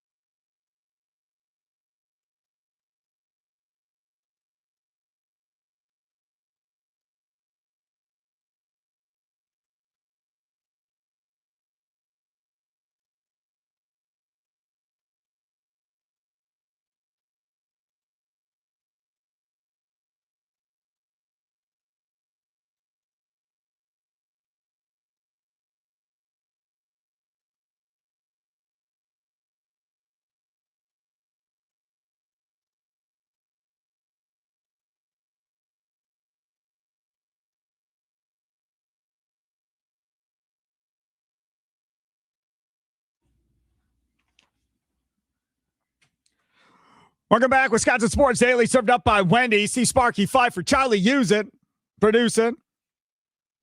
Hot Stove Weekly. Tim Allen, Tommy Wirtz comes up 5 to 7 tonight, every Wednesday night here on the Wisconsin Sports Radio Network. Brewers pitching coach Chris Hook will be on.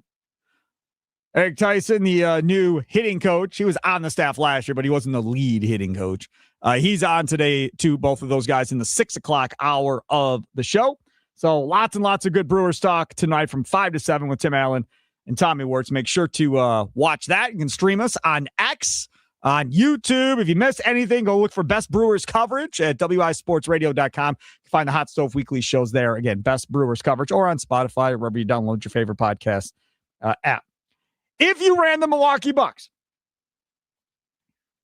would there be any untouchables coming up here at the trade deadline if you were in charge of the Milwaukee Bucks? Now, again, obviously, this is with the premise of they're not trading Giannis, okay? The premise is we're going to try and help Giannis win the rest of the year, okay? That's the premise we're working on. So don't tell me Giannis. Okay, I know Giannis. So outside of Giannis, would there be any other untradables for you that you're like, no, sorry, man, I can't trade this guy? Nicolay Law Talk and text line 414-677-1250. 414-677-1250. Again, streaming on X and on YouTube at WI Sports Radio, as well as the audio portion of it, wisportsradio.com, where all the podcasts are at. Jim Ozarski, last night, I saw some posts coming up on X. He is not on X, by the way. So from that perspective, I rely on people that are taking screenshots of what's going on with Mr. Ozarski. And he was talking about the Milwaukee Bucks on Discord and what their situation looks like kind of going forward. And he made it sound like the idea, here it is from Jim Ozarski, I would think everyone but Giannis, Turner, and Rollins would be on the table for a deal.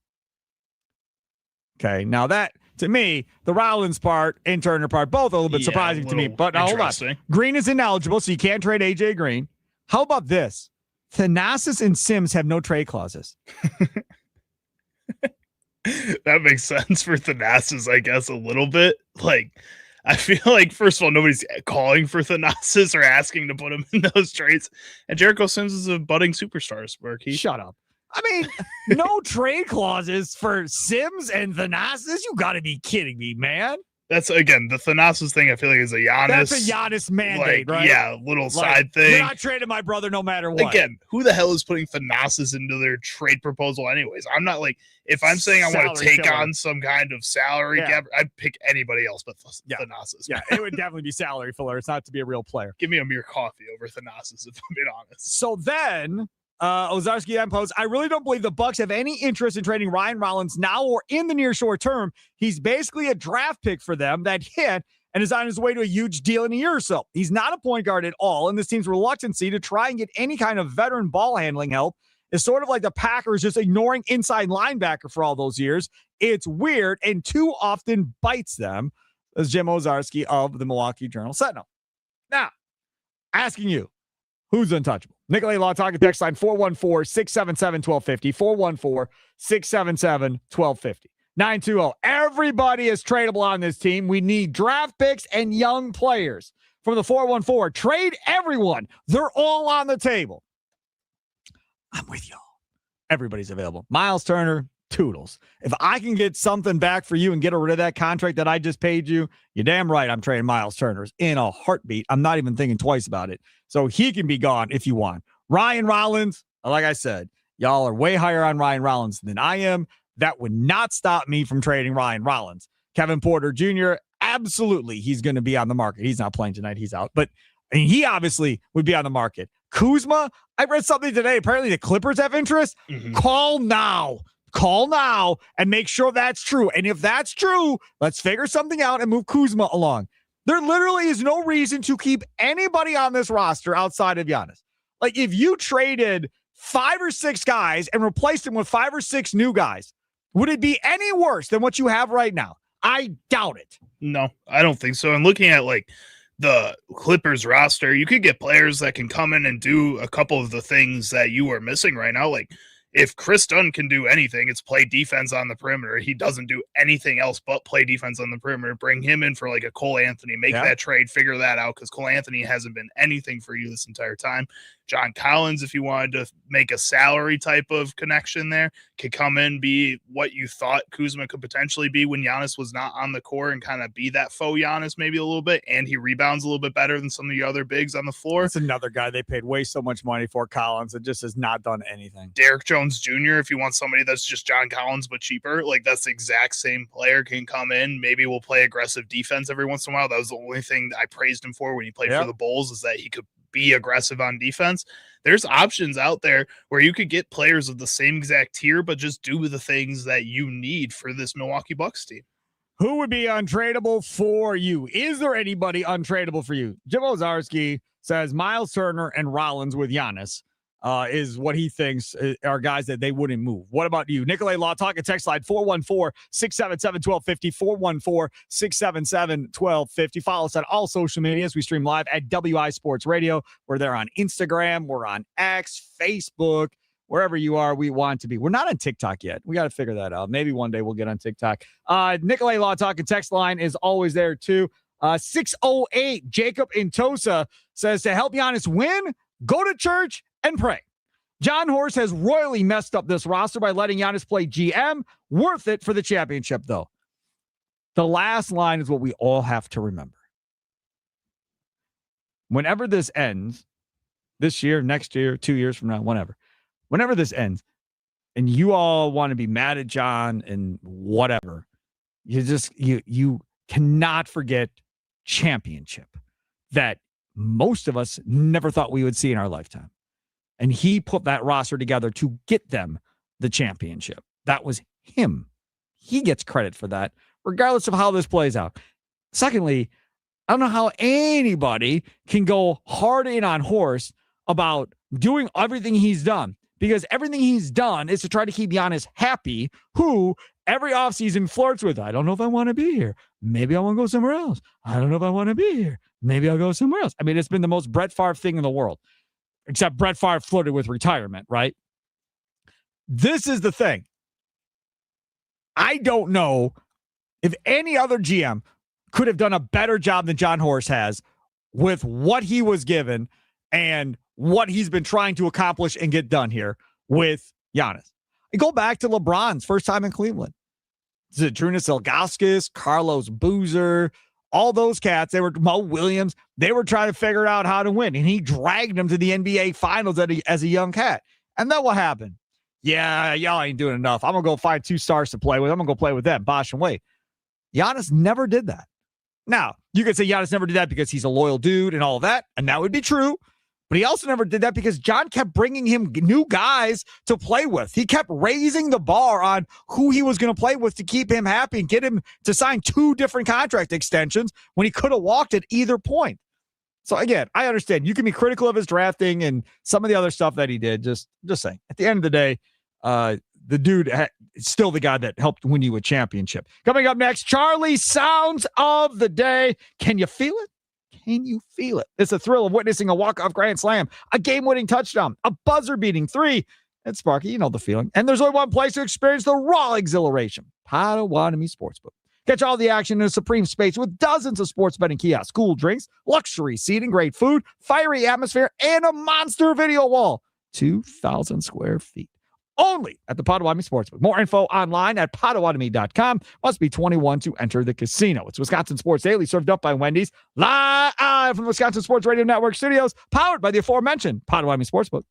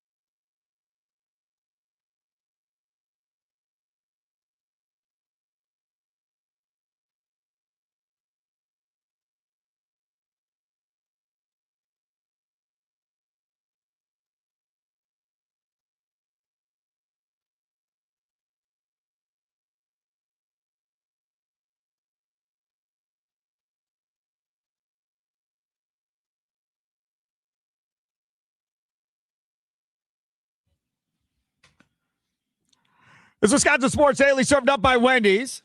Sparky here, Charlie Usen, screaming and yelling at Tommy Wirtz in the break about the Brewers trade proposals and ideas for Freddie Peralta.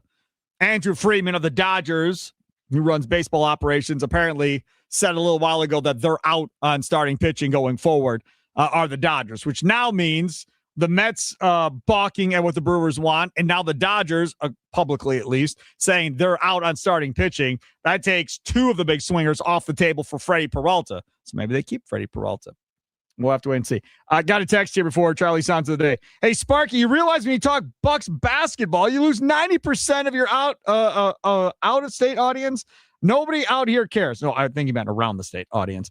Dan in the 715. Dan, having done the statewide network before, I understand that. I'm well aware that we lose that part of it. But I still cannot ignore the Bucks because part of this network does revolve around southeastern Wisconsin. So I didn't spend 3 segments on it. I did a quick segment on it. But yes, I do understand that I potentially could alienate people if we talk Bucks. I understand. But if you listen to the open of this show every hour, we say we're going to talk Bucks, Packers, Brewers, and Badgers too. We talk Badgers too. I like to pride ourselves on being able to talk about all teams on this show every day. Doesn't happen as much in Packer season, but outside of Packer season, that's where I'd like to kind of hang out and be in that lane where if you're a fan of any of the teams, at some point you will hear something talked about your team on that day. Now we're stuck here because What sound clips will Chicago Charlie pick today for Sparky? Will Sparky become enraged? Will laughter ensue? It's time for Charlie's Sound of the Day. It's Wisconsin Sports Daily, served up by Wendy's on the Wisconsin Sports Radio Network. I completely screwed Charlie on his own segment here. It's brought to you by Prize Picks. Charlie, we don't have time for a bunch. What do you got? All right, we'll be quick. I got Terry Pagula, the owner of the Buffalo Bills. He was discussing why he gave GM Brandon Beane a promotion to president over maybe keeping Sean McDermott. That was my decision. I could be wrong, but it was success with the players. I think we've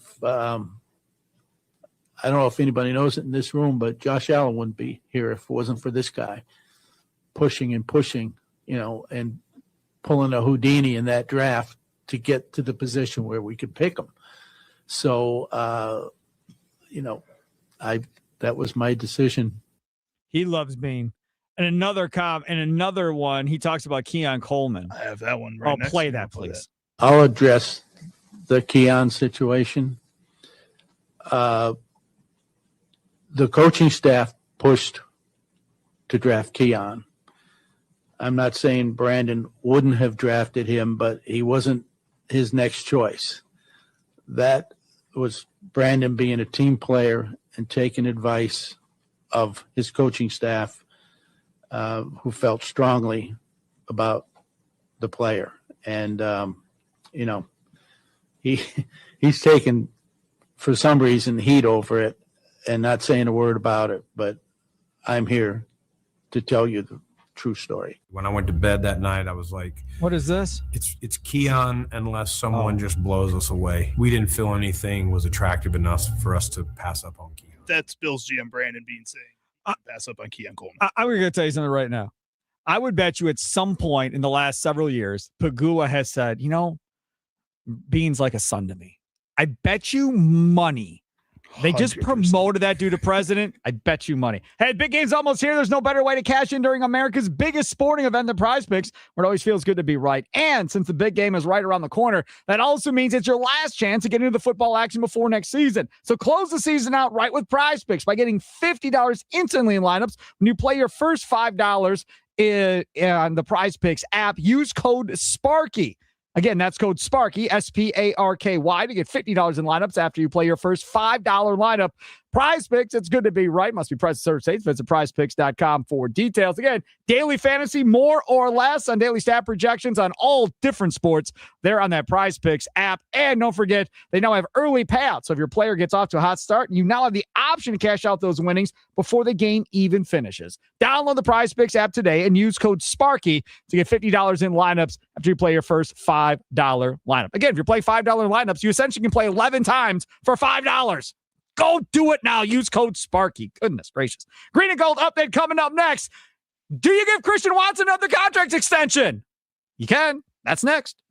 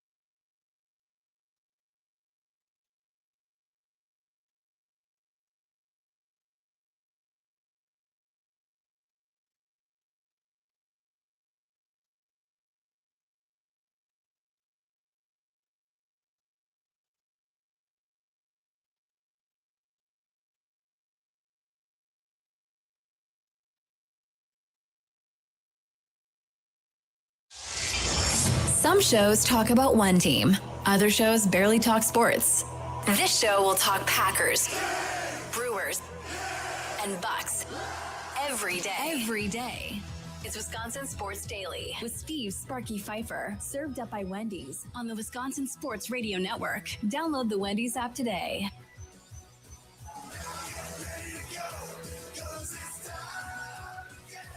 Here we are, hour number 3. If you missed it, buddy, where have you been? We've been on for 2 hours. We're going for 2 hours. I need you every minute of these 3 hours. I need you. I need you in my life. I need you calling. I need you texting. I need you in the Dugout YouTube chat. I need you tweeting at me on X at WI Sports Radio. I need you. Got to have that interaction every day if at all possible. Even if you disagree with me, even if you think I'm an idiot, it's okay. It's fine. Not going to hurt my feelings. We'll be good. We can go back and forth. My guy JB in the 920. He started off not agreeing with anything I had to say and got mad at me. Now we're good, right? We're on the same page. He doesn't agree with everything I say still, but we're cordial back and forth, and he just texts in. I've never even met the man. Yeah, you guys are friends now. So if you give me time, eventually we'll agree on something, is what I'm telling you. You may not agree with me on everything, but once in a while you'll be like, damn, Sparky, I even agree with you on this one. It happens. Occasionally. It happens. Occasionally. Not always. Once, twice a month, maybe sometimes. No, there's like a good stretch for like a couple there? weeks where Yeah. I was agreeing with you a lot. Yeah. All right, good. Normally it's Charlie butt using. Charlie's like, yeah, but Sparky. It's always You give me a lot of opportunities to say yeah, but. Yeah. All right, coming up, John Heyman, MLB Network Insider. We'll get the latest on the Brewers, Freddie Peralta, possible potential stoppage in Major League Baseball after some of the stuff that came out yesterday. Get his thoughts on the Hall of Fame, 2 entries that are going into the Hall of Fame this summer, too. That's all coming up, but first... It's time for your green and gold update on Wisconsin Sports Daily, powered by the Potawatomi Sportsbook on the Wisconsin Sports Radio Network with Steve Sparky Pfeiffer. Okay, green and gold update time. I saw something I did not realize earlier today.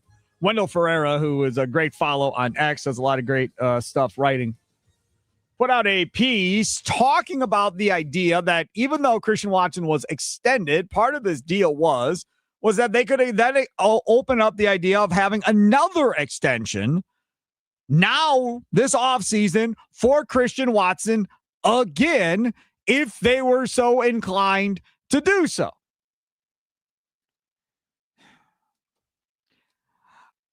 I like Christian Watson. I think from what I can tell, seems to be a good teammate. Seems to be a good dude with the media. Never really heard a bad word from anybody about the dude. So I'm down with the dude, Christian Watson. Okay? Down with that. Are there distractions that come with having him on your team? Yes. You have to deal with dad on X saying whatever he wants to say. Which, again, is right. Do what he wants. But that's kind of what it is. Like, the one nice thing about the Ball brothers are when they got to the league, their dad disappeared. LeVar, we don't really hear from his dad anymore. I mean, not like this. I mean, Christian Watson's dad's on X every day, all day. It took Lonzo Ball like busting through his dad's shoe brand, like destroying the shoes that he was wearing on the court for LeVar to shut up. So it wasn't immediate. It just but we got to that point. We don't hear from him anymore with LaMelo or anybody else. And he's not as annoying necessarily as Lamar was, but he's on X. And you don't have to follow him. You don't have to interact with him. But I'm just saying that comes with it. Okay, fine. The other thing that comes with dealing with Christian Watson is the injury bug, which, as we've stated before, is not really his fault. The hamstring thing, they sent him to Madison, to the hospital and the research center, and they fixed it, which, hey, A+. Well done. Good job, Packers, to come up with that idea to help fix that issue. So they took care of that. And then you have another freak injury. And it's literally just one thing after another. And again, this year, you were waiting on him to come back from injury, and he missed the first few weeks of the year. But there is no arguing in my mind how much better this football team is when he is on the field. There's absolutely no arguing. Now, we can say, well, they don't treat him like a true one. No, they don't. And if we're being honest, I don't know who really is going to be the one next year if Tucker Kraft is healthy, doing Tucker Kraft things, and if Christian Watson is healthy, doing his thing, I don't know where the fair share of the balls are going to go. I'm fairly confident in saying I don't think either one will lead the team in receptions every single week of the year. I think on certain weeks, they'll both have like 6 catches. On other weeks, one may have 10, one may have 4. It's going to vary from week to week. This isn't going to be a Devontae Adams gets 14 targets and then everybody else fights for scraps. Like, I just don't see this offense going that way. But because it's not going to go that way with Matt LaFleur, that really kind of screws up how much value he has and how much he deserves to get paid and for how long. The question is, how long and how much would you extend Christian Watson for? Maybe you go, no, I need a healthy year before we're going to do anything else. I want to wait. I don't want to extend him yet. That could be your answer. That's fine. It's open to you all now. Nicolay Law Talking text line 414-677-1250, 414-677-1250. On the socials at WI Sports Radio, streaming on X and on YouTube. And of course, check out wisportsradio.com for all your podcast needs. And you can stream the show there as well, the audio version of the show. All right, Charlie, what say you? Do you want to extend them? How much? How long? I'm looking currently at the average contract value for all the wide receivers in the NFL on Spot Track. And I see a group of wide receivers that I think kind of fits where Christian Watson is in my mind, especially with the injuries too. Chris Godwin's getting paid $22 million. Cortland Sutton's getting paid $23 million. Calvin Ridley's getting paid $23 million. Michael Pittman Jr. is getting paid $23.3 million. Nico Collins is getting paid $24 million. Devontae Smith is getting paid $25 million.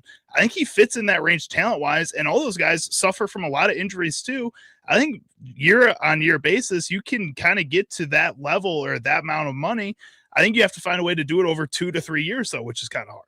How much are you saying? 20 million? Yeah, that's about where these guys are. $20 million. We're saying 3 at 60, something like that. He's got a year left on his deal. So if you do 3 at 60, that essentially would be 27, 28, and 29, or whatever the case may be. I'm fine with 3 at 60. Do you want to go 3 at 60? I think I'm okay with 3 at 60.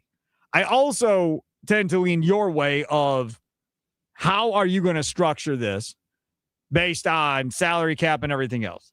I think if you're going to do this a certain way, maybe you figure out how this works as far as Love's numbers, Micah Parsons' numbers. Maybe 1 year is more heavier than other years, and then it kind of gets more in money later, whatever. And then how much of that money is guaranteed to a guy that's constantly hurt?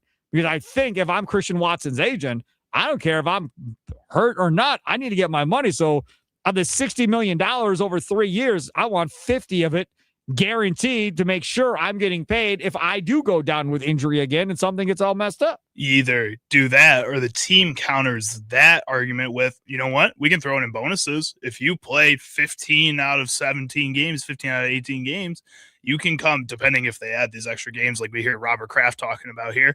If you can do that for us, then yeah, we'll give you an extra $5 million on top of that contract. We'll find a way to keep you incentivized, I guess, to help stay on the field too. If that helps you get healthier faster, if that helps you kind of protect yourself a little bit better, like the Tyler Lockett kind of syndrome where he just falls down immediately every time he catches the ball, something like that. If that can get you to stay on the field that way, and then it also doesn't guarantee that money for the Green Bay Packers, and you can save a little bit potentially. Correct. And see, the other part about this too, I think, when we start talking about Christian Watson, is value to the team. Because if you're going to say, okay, I'm paying Jordan Love all this money, I'm paying Zach Tom decent money to be at right tackle, I don't have to worry about Jordan Morgan for a couple of years if he's going to be my left tackle, I'm getting rid of the salary at center in Elton Jenkins. Yeah, I got the Aaron Banks deal that I can maybe get out of here at some point if I need to be. I've got money on Josh Jacobs for the short term, maybe one more year, and that's probably it if you keep him for one more year. So can I afford to pay both Kraft and Watson? Or do I have to make a choice in who I'm going to pay? And if I have to make a choice in who am I going to pay, then things get real sticky. Because then you've got to really figure it out. Because Tucker Kraft's been dinged up. Christian Watson's been dinged up at this point. And I would bet if we did a poll question around the state of Wisconsin and said, hey, long-term, where do you want to put all your money? Into what basket? I bet you, 85% of the people would say Tucker Kraft? I think so. I think you saw the cleanest version of this Packers offense this season with Tucker Kraft. I think Christian Watson got you the most explosive version of this Packers offense, but I think Tucker Kraft the offense that they ran with him was able to drive down the field more consistently than what you saw with Christian Watson's. You could get those big plays, but I think overall you want to be able to do what's best for Jordan Love. And if having the guy that's better in the short yardage is better at making plays with his feet after the catch, then I think you have to work with that in order to keep Jordan from making as many mistakes as possible. Even though with Christian Watson, he can have those 4 touchdown games, with Tucker Kraft, he can have 250 yards, 2 touchdowns more consistently. Ken Ingalls is the one that started this whole conversation on X. The Packers can extend Christian Watson at any time. The 12-month rule says the contract of a veteran player may not be renegotiated to increase the salary to be paid during the original terms of the contract for a period of 12 months after the player's most recent contract negotiation or renegotiation. Watson signed his extension in September of 25, but the Packers included massive salary and bonus placeholders in his 27 and 28 void year specifically to get around this restriction for themselves or another team if they were to trade him before 26. Packers can easily extend Watson to a new contract before the 12-month window and not increase his salary thanks to these placeholders. The Packers did not do the same void-year placeholder treatment with Jordan Love when they did his mini extension in 23. That's why they needed to wait. Ken Ingalls says, I hope this helps. So we'll see how this all plays out for the Green Bay Packers kind of going forward. I want Christian Watson in Green Bay. And I want Tucker Kraft in Green Bay. And I think those are your two guys. Now, if Matthew Golden explodes on the scene and turns into being Justin Jefferson, then maybe we can rehab the conversation of, do you need to pay Christian Watson still? If Matthew Golden goes out there next season and has a huge year, then maybe you can be like, okay, we don't have to pay him. We can wait a couple of years on this rookie deal with Matthew Golden before we have to pay Golden. We can take care of Tucker Kraft in the meantime and then take care of Golden in a couple of years. But if Matthew Golden doesn't have that bust out year next year, you're going to have to take care of Christian Watson, whether you want to or not. I think it's kind of, if Matthew Golden doesn't have a bust out first half of the season, then you got to find a way to pay Christian Watson. I think you have to figure this out sooner rather than later. If Matthew Golden isn't going to be that guy, you kind of have to follow the trail of some of these other teams that have had those first round type of busts and move on as fast as possible. It is Green and Gold Update brought to you by the Potawatomi Sportsbook. Coming up, we're going to chat with John Heyman, MLB Network Insiders with the New York Post. He's with MLB Network. And I want to get his thoughts on Freddie Peralta, because it appears the Mets and the Brewers aren't getting along on a deal based on what we read earlier today. And now the Dodgers have come out here in the last couple of hours. Andrew Freeman, who runs the Dodgers, and said they're out of the starting pitching market at this point, which now takes two big hitters off the table potentially with decent farm systems in the Dodgers and Mets from potentially going out and getting Freddie Peralta. So are there other good offers possibly on the table that could persuade the Brewers to move on from Freddie Peralta? We'll talk to John Heyman about that coming up next. It's Wisconsin Sports Daily, served up by Wendy's, live from Wisconsin Sports Radio Network studios, powered by the Potawatomi Sportsbook. And man, oh man, did I tell you about the new Biggie deals? Wendy's really outdid themselves with these new Biggie deals. $4, $6, and $8. The new Biggie deals are bigger and biggier than ever. If you're feeling something snacky, you can get the $4 Biggie Bites. Feeling something medium? Get yourself a $6 Biggie Bag with Junior Bacon Cheeseburger. If you want to go full on Biggie, you can get the $8 Biggie Bundle with your choice of 2 sandwiches, a small soft drink, and a Junior Fry. The choice is completely yours. For a pretty Biggie deal, it's got to be Wendy's. It's Wisconsin Sports Daily, served up by the aforementioned Wendy's, broadcasting live from the Wisconsin Sports Radio Network studios, powered by the Potawatomi Sportsbook. Sparky here.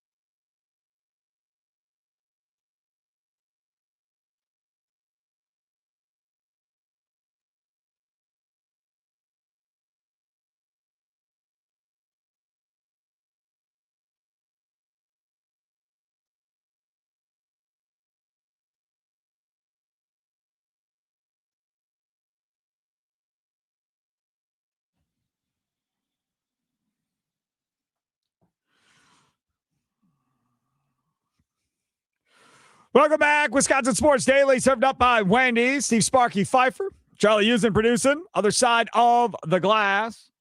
Joining us now on the guest hotline, powered by Gruber Law. One call, that's all. He is MLB Network insider. John Heyman joining us. Follow him on X at John Heyman. John, thanks for coming on, man. I appreciate it. Sure, anytime, Sparky. All right, man. I'm trying to figure out what's going on here. So I saw a report earlier today that the Mets and Brewers apparently were talking for their second and third pitching prospects for the Mets, what the Brewers were asking for. And it sounds like the Brewers were rejected by that notion. Then I saw a report that the Dodgers apparently announced that they're out of the starting pitching market now. So that takes another one out on Freddie Peralta. So where do we stand on all of this? Well, I wouldn't give up on the Mets. They definitely have prospects to trade. They need to work it out, though. The Mets don't like to trade prospects. They haven't traded any big ones. They made a lot of trades for, rentals last year, but not for a star, number one, an ace pitcher. So you have to give up big prospects to do that. And obviously we know what they got for Burns. They got two guys who were rated pretty high at the time, but obviously it hasn't really worked to this point as they'd hoped.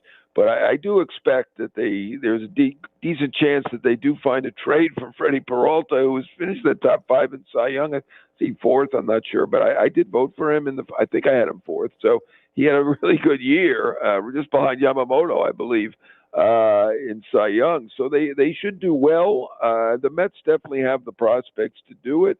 I guess the Dodgers felt whatever it was too much. Maybe they're waiting to see if Skubal's available. That's the one trouble that they've got, right? There's an even better pitcher who's at least being talked about in trade, and there might be teams just waiting to see if they can get Skubal, who's probably the best pitcher in the game. So that might be a slight impediment, but we're talking about a really good pitcher. So I think they'll find somebody. It doesn't have to be a big market team, right? We talk about the Mets, the Yankees, the Giants, the Braves, the Dodgers, but he only makes $8 million only, but that's not very much for a star pitcher, right? It's $8 million. So even a small market team can afford Freddie Poe. As long as they have their eyes on contention, you can afford him. But the other part about it, too, is making $8 million, like you said, makes sense for a one-year deal. But if I'm trading for him, I'm trying to get an extension done here and not let him to get to free agency. And if it was a Scott Boras client, I'd be like, well, that's not happening. Scott doesn't let his guys do that. He wants to go into free agency and make a boat ton of money. But in this deal with Freddie Peralta, who already signed one long-term extension earlier in his career with the Brewers, I feel like that could be a possibility depending on where he goes. Absolutely. I mean, he's been trying for an extension. Now, that may be particular to the Brewers. Maybe he just loves Milwaukee, but I would say that, I'm kind of with you on that. I would think that he would be open to at least listening on an extension, and that might make him a little more valuable, right? Burns did have Scott Boras, and it wasn't going to sign an extension, and he waited it out and got the $206 million or whatever it was. But Peralta isn't going to get $206 million anyway, but he could sign a deal, right, an extension with a team, which he's been looking for. So that could actually improve his value by quite a bit. So John Heyman, MLB Network insider, of course, with the New York Post as well. I saw Joel Sherman, your cohort over there at MLB Network last night, talking about this Peralta deal. They did a segment on it last night at MLB Network.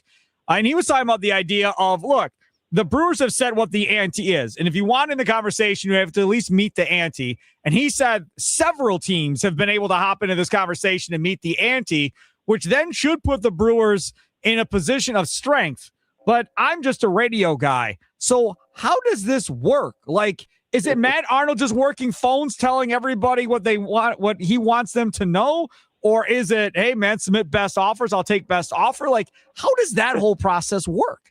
Well, it's different for each GM, but they have gotten deals done in Milwaukee. They've obviously got that Burns deal done. So I anticipate they will get something done here.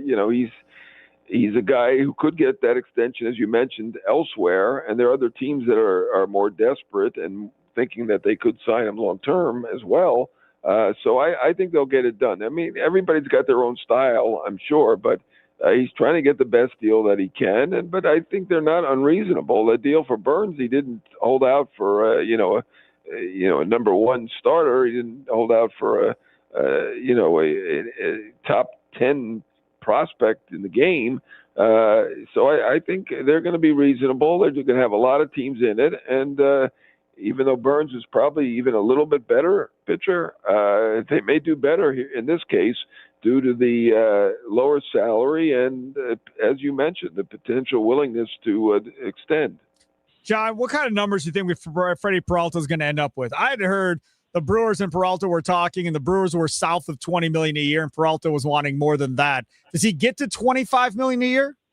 That would have been my guess. 25, yeah. I was going to say maybe 6 for 150.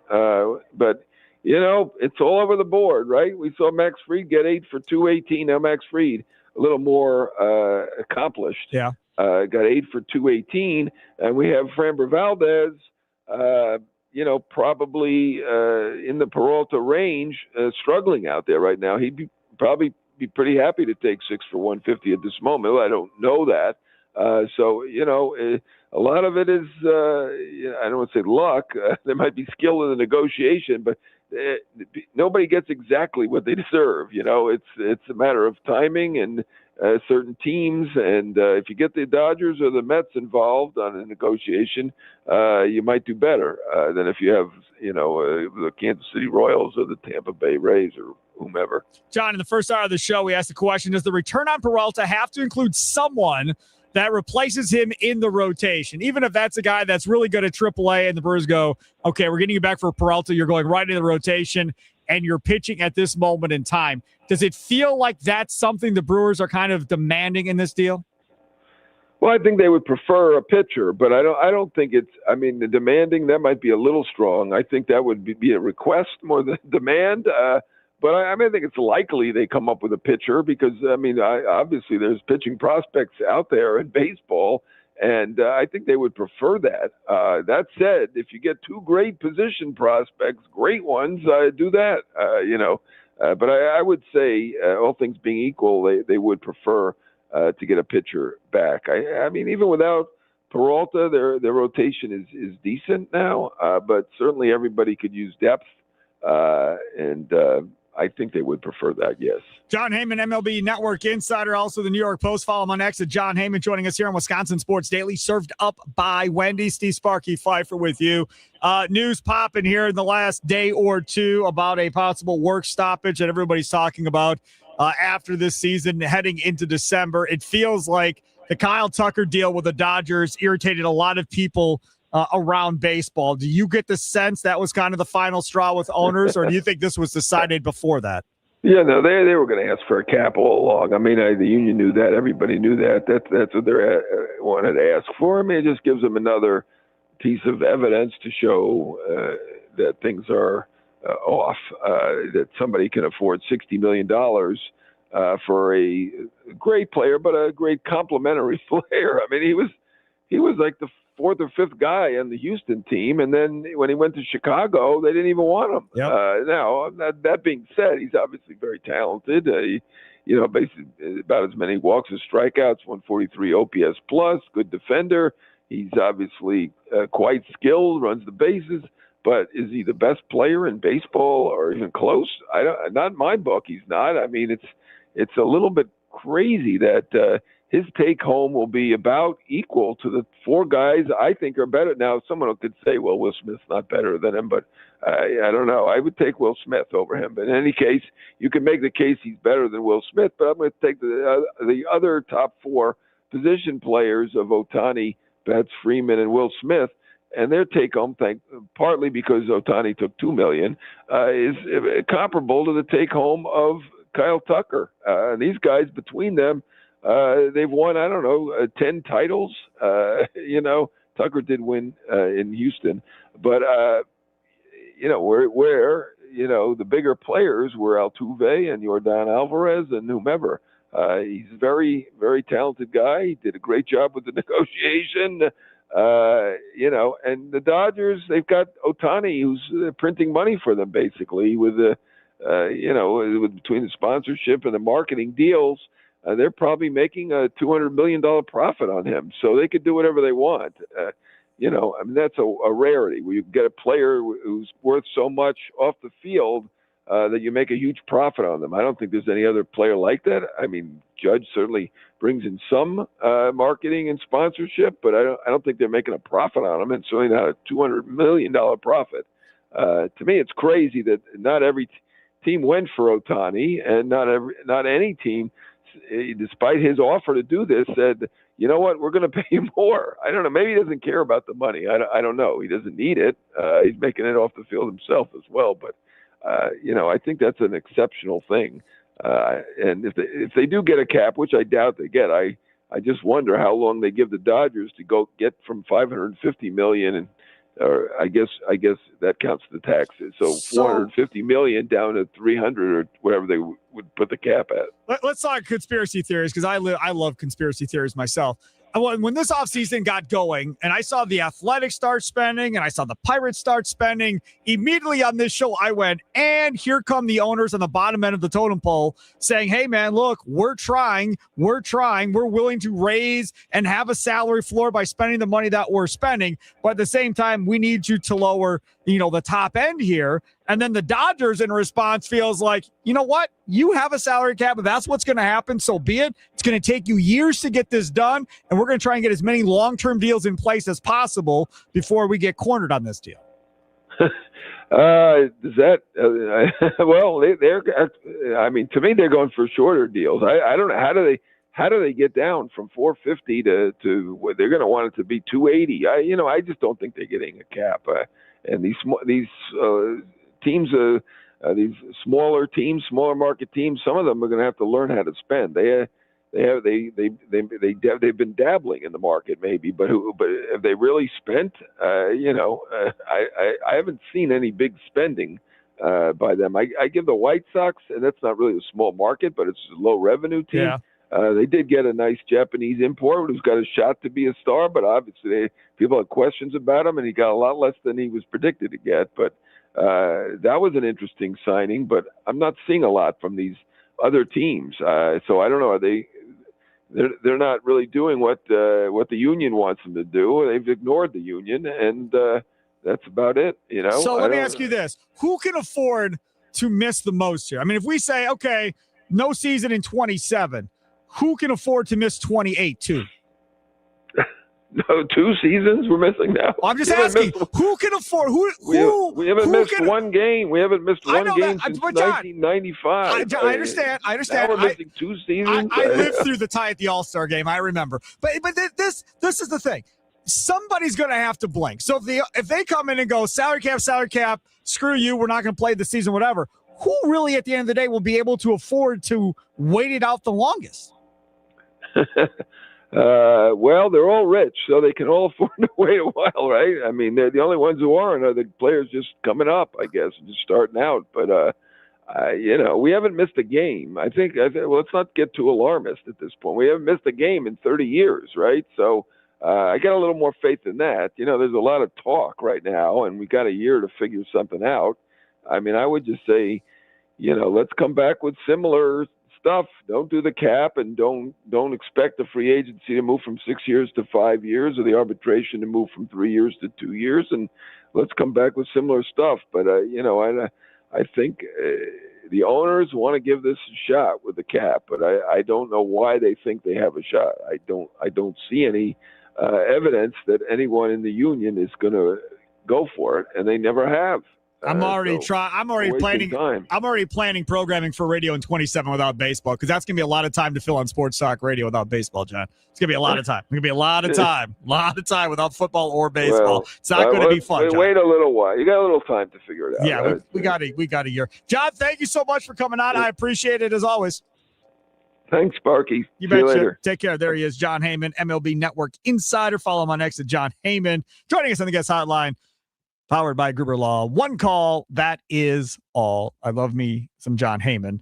Known that dude for a long time. He seems to think you just got to leave it alone and come back. If they leave it alone and we're in the same boat when they sign this new CBA, I mean, I'm not going to sit here and tell you people are going to stop buying tickets and people are going to stop watching the game because we're all a bunch of doofuses and we're going to watch regardless of how, no matter how the odds are stacked against us in Milwaukee. we're going to watch because we're Brewers fans and baseball fans and we love the game. And so no matter what, we're going to watch it. But it's going to be a huge black eye on this sport if they get nothing accomplished. First of all, nobody cares about the arbitration years. I mean, if you said no more arbitration, I think people would, well, especially here, of like, good, no more having to make people mad over $100,000 or $500,000 or whatever the case may be. So I think Brewers fans would be like, great, let's do that and let's move on. But the issue is here is if you get rid of arbitration, does that then mean they get to free agency 3 years earlier? Right? That's not good for the small markets. So if keeping arbitration keeps that player in Milwaukee for those additional 3 years, then as an owner, you're like, well, we got to keep it. Because having control of that player for 7 years or whatever it is, that's a big deal for these smaller markets. Bigger markets, I'm sure, would be like, sweet, you get 4 years of major league time, then you get the free agency instead of 6 or 7 or whatever the case may be. I think they would absolutely want it. But at the end of the day, like he said, to go from 450, and John said he thinks the owners want it to be 280, and right now the Brewers are probably going to be around, what, 120 or whatever it may be.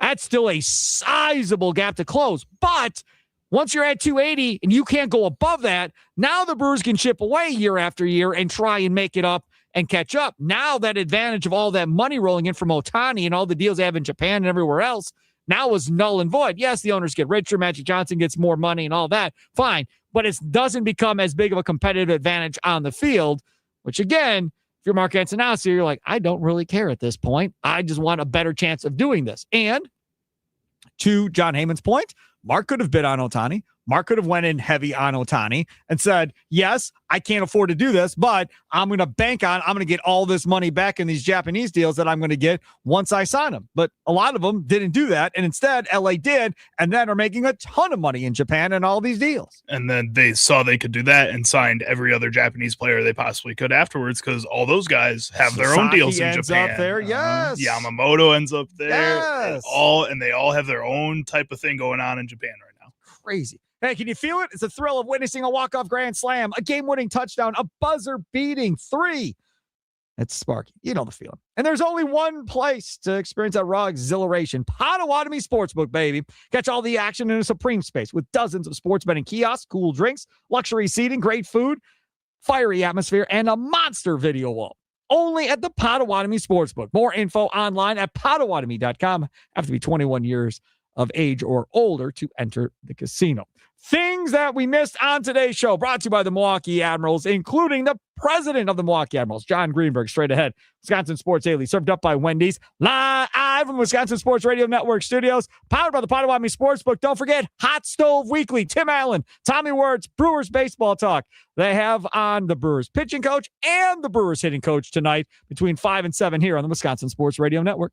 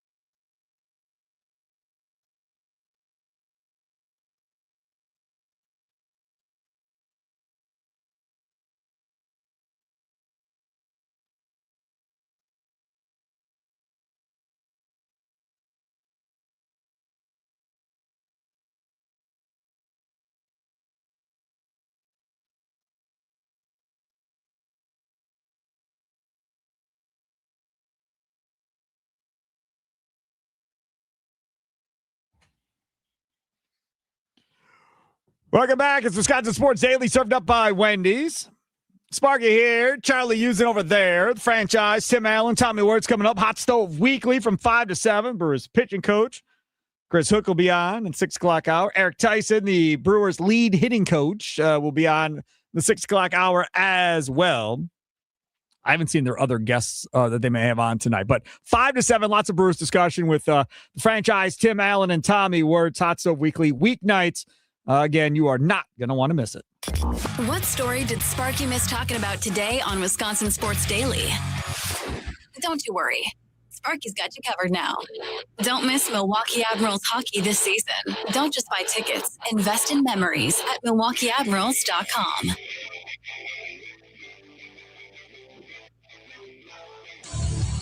All right, here we are. Time to bring on our guy, the president of the Milwaukee Admirals, John Greenberg, on the guest hotline powered by Gruber Law. One call, that's all. You can see his pretty face on X and on YouTube right now at WI Sports Radio. John, how are we doing this afternoon? We're good, Sparky. How you doing?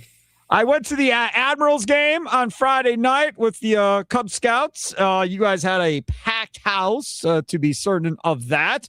And I was blown away by the Wendy's promotion y'all do. I mean, we talk about Wendy's on this show. They're the sponsor of the show and all of that. And you guys do 4 goals or more.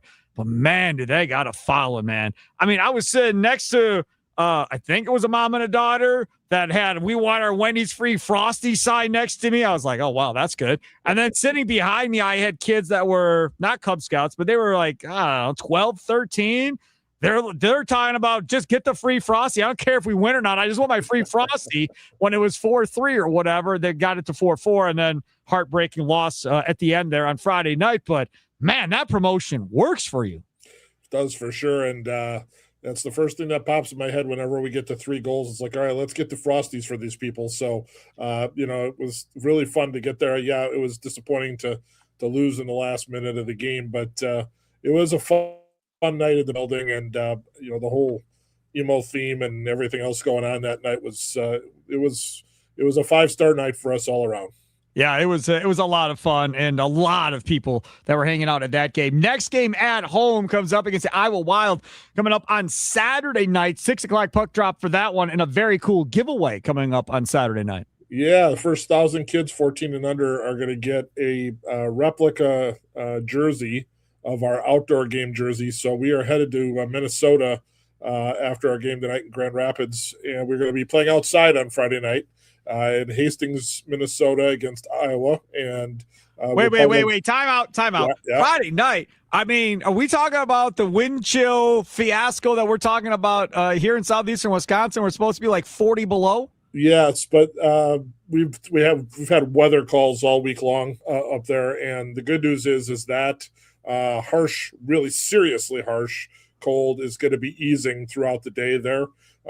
So it's going to be cold. It's going to be below 0, but it's not going to be what people are seeing on the maps or anything like that. Maybe earlier in the day like that, but it is supposed to ease and the wind is supposed to stop. And so it should be a really unique environment to play a hockey game there, and hopefully get out of there with 2 points and a lifetime experience. How many people are going to be at that game?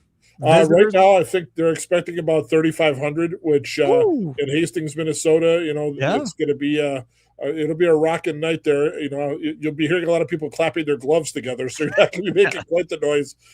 People, I know there's several hundred people coming from here, season ticket holders and fans that are making the journey over there, and it's going to be quite the environment there, so it should be fun.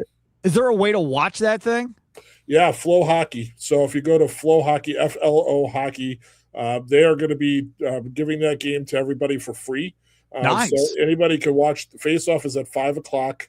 So we are playing the game right at sunset in Minnesota, and it's going to be a beautiful environment there. So you can tune in on Flow, and you can listen to our broadcast, or you can listen to the Iowa broadcast, and it's going to be pretty spectacular. No.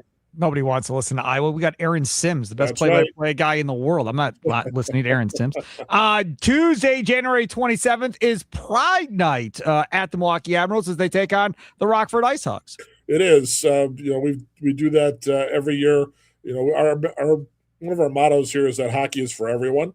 So Yeah. we want to reach out to as many different audiences as we can. And there was a special ticket package, Pride ticket package that is sold out. So that's a good thing, but certainly tickets available. It's also another of the Summerfest winning weekdays. So if we win that one, you can get a free ticket to the game the following Tuesday on February the 3rd. So lots of fun reasons to come out and get your ticket to be worth more than just one game. And I would tell you that we, knock on wood, I really shouldn't say this, but we have yet to lose a weekday game. So if you bought a ticket back months ago, you have been coming to Admirals games, all of our weekday games for nothing. And why? You were in baseball. Why would you say that out loud, John Greenberg? I was never a no-hitter. Don't talk about the no-hitters and things like that. That didn't bother me. So, we'll see what happens next week. I will tell you that, we've got who we play next Tuesday. We play Rockford next Tuesday night. So, we'll have a chance to recover from this week of games and be ready to play on Tuesday night. If you lose on Tuesday, you better be here Wednesday to take the fall for that one. That one's gonna be on your shoulders. We've got a couple other cool things coming up, but I want to make sure I promote February 7th Low Cash concert. They are outstanding. And that one is going to be again Rockford again 6:00 puck drop Saturday, February 7th. Is that thing sold out yet or not? It is not. We actually have plenty of room for you. And buy your tickets; they're awesome. Yeah. Get tickets. That they put on a great show, and they actually just played in Iowa last weekend after the Iowa game, and all the reports I've gotten is that it was a fantastic show. So the thing is, you buy your ticket to the game and you get the concert for nothing. So that's awesome. All part of the entertainment. Yeah, very cool. Again, MilwaukeeAdmirals.com. They have the promotion schedule up there, the regular schedule, all kinds of great news articles. So I appreciate you so much, John Greenberg. And for your sake, they better not lose on Tuesday. That's all I've got to say. We got to get through this week. Get through this week first. We'll get through it. John, good luck in Iowa or in Minnesota, I should say, and stay warm. Thanks, guys. Appreciate it. Take care. There he is, John Greenberg, president of the Milwaukee Admirals on the guest hotline. Powered by Gruber Law. One call. That is all things that Sparky missed on today's show. Again, coming up in just a few minutes, we are going to have the franchise, Tim Allen and Tommy Wirtz, both coming up here. But I've got to get to this because we have the trade deadline obviously coming up as we talked about. And now I got to see if I can find it. I should have looked for this before. I have it over the here. Dunleavy sound. I have it over here. If you want. Listen to Mike Dunleavy Jr. Because Kuminga for the Golden State Warriors has asked for a trade, made a trade demand. This is Mike Dunleavy Jr. talking about this yesterday. Remember, he's running the show for Golden State now. What could happen to him, by the trade deadline? Yeah, I think as far as the demand, I'm aware of that. I think when in terms of demands, when you look at demand, there needs to be demand on the market. So we'll see where that unfolds. But Bird, always with these guys, I tell them I'm willing to work with them, want to help people out, whether that's JK or any player on a roster. So we're good with, that's his wishes, trying to figure that out, but we got to do what's best for our organization, and that's what we'll do. And as far as it goes with the deadline coming up, I think we'll take the next couple of weeks to assess this team a little bit more. I felt pretty good with where we're at heading into last night's game in terms of what we need to do. I thought our team was playing really well, heading in the right direction. Obviously, things have changed, so I want to take a couple of weeks here to watch these games and see our team and what we can do better. It's interesting that Dunleavy says there's got to be also some demand for the dude, right? You make a trade demand, but nobody wants you. I can't trade you. Like, what do you want me to do at this point? You want to talk about dropping the mic on a player that asked for a trade demand by making that statement. That tells me that maybe there's not a large market for Kuminga, and maybe there's some backstory about Kuminga, what he's like in the locker room, what he's like on the floor and stuff like that. Because talent-wise, dude's got talent. Or he was supposed to be the next up for the past 3 years in Golden State and has been given a lot of opportunity and hasn't done jack squat with it. Yeah. I mean, this is a guy that has had all the potential in the world, and everybody's noticed that, and that's why they always talk about him on the trade market. And then he never gets traded because nobody is willing to take that gamble. There's guys that I think are worse than him that are more safe on the trade market because teams just know what they're getting in that. No doubt. We got about a minute left here. D. Orlando Ledbetter used to be with the Milwaukee Journal-Sentinel, covers the Falcons. Yesterday, he puts out this tweet. Kevin Stefanski, the new head coach of the Falcons, had a dumpster fire at quarterback in Cleveland. Baker Mayfield, Deshaun Watson failed, which started a chain reaction to 11 other starters. Quarterback Shadur Sanders closed out last season with 7 starts. Baker Mayfield quote tweets that last night and says, failed is quite the reach, pal. Still waiting on a text or call from him, meaning Stefanski, after I got shipped off like a piece of garbage. Can't wait to see it twice a year, coach.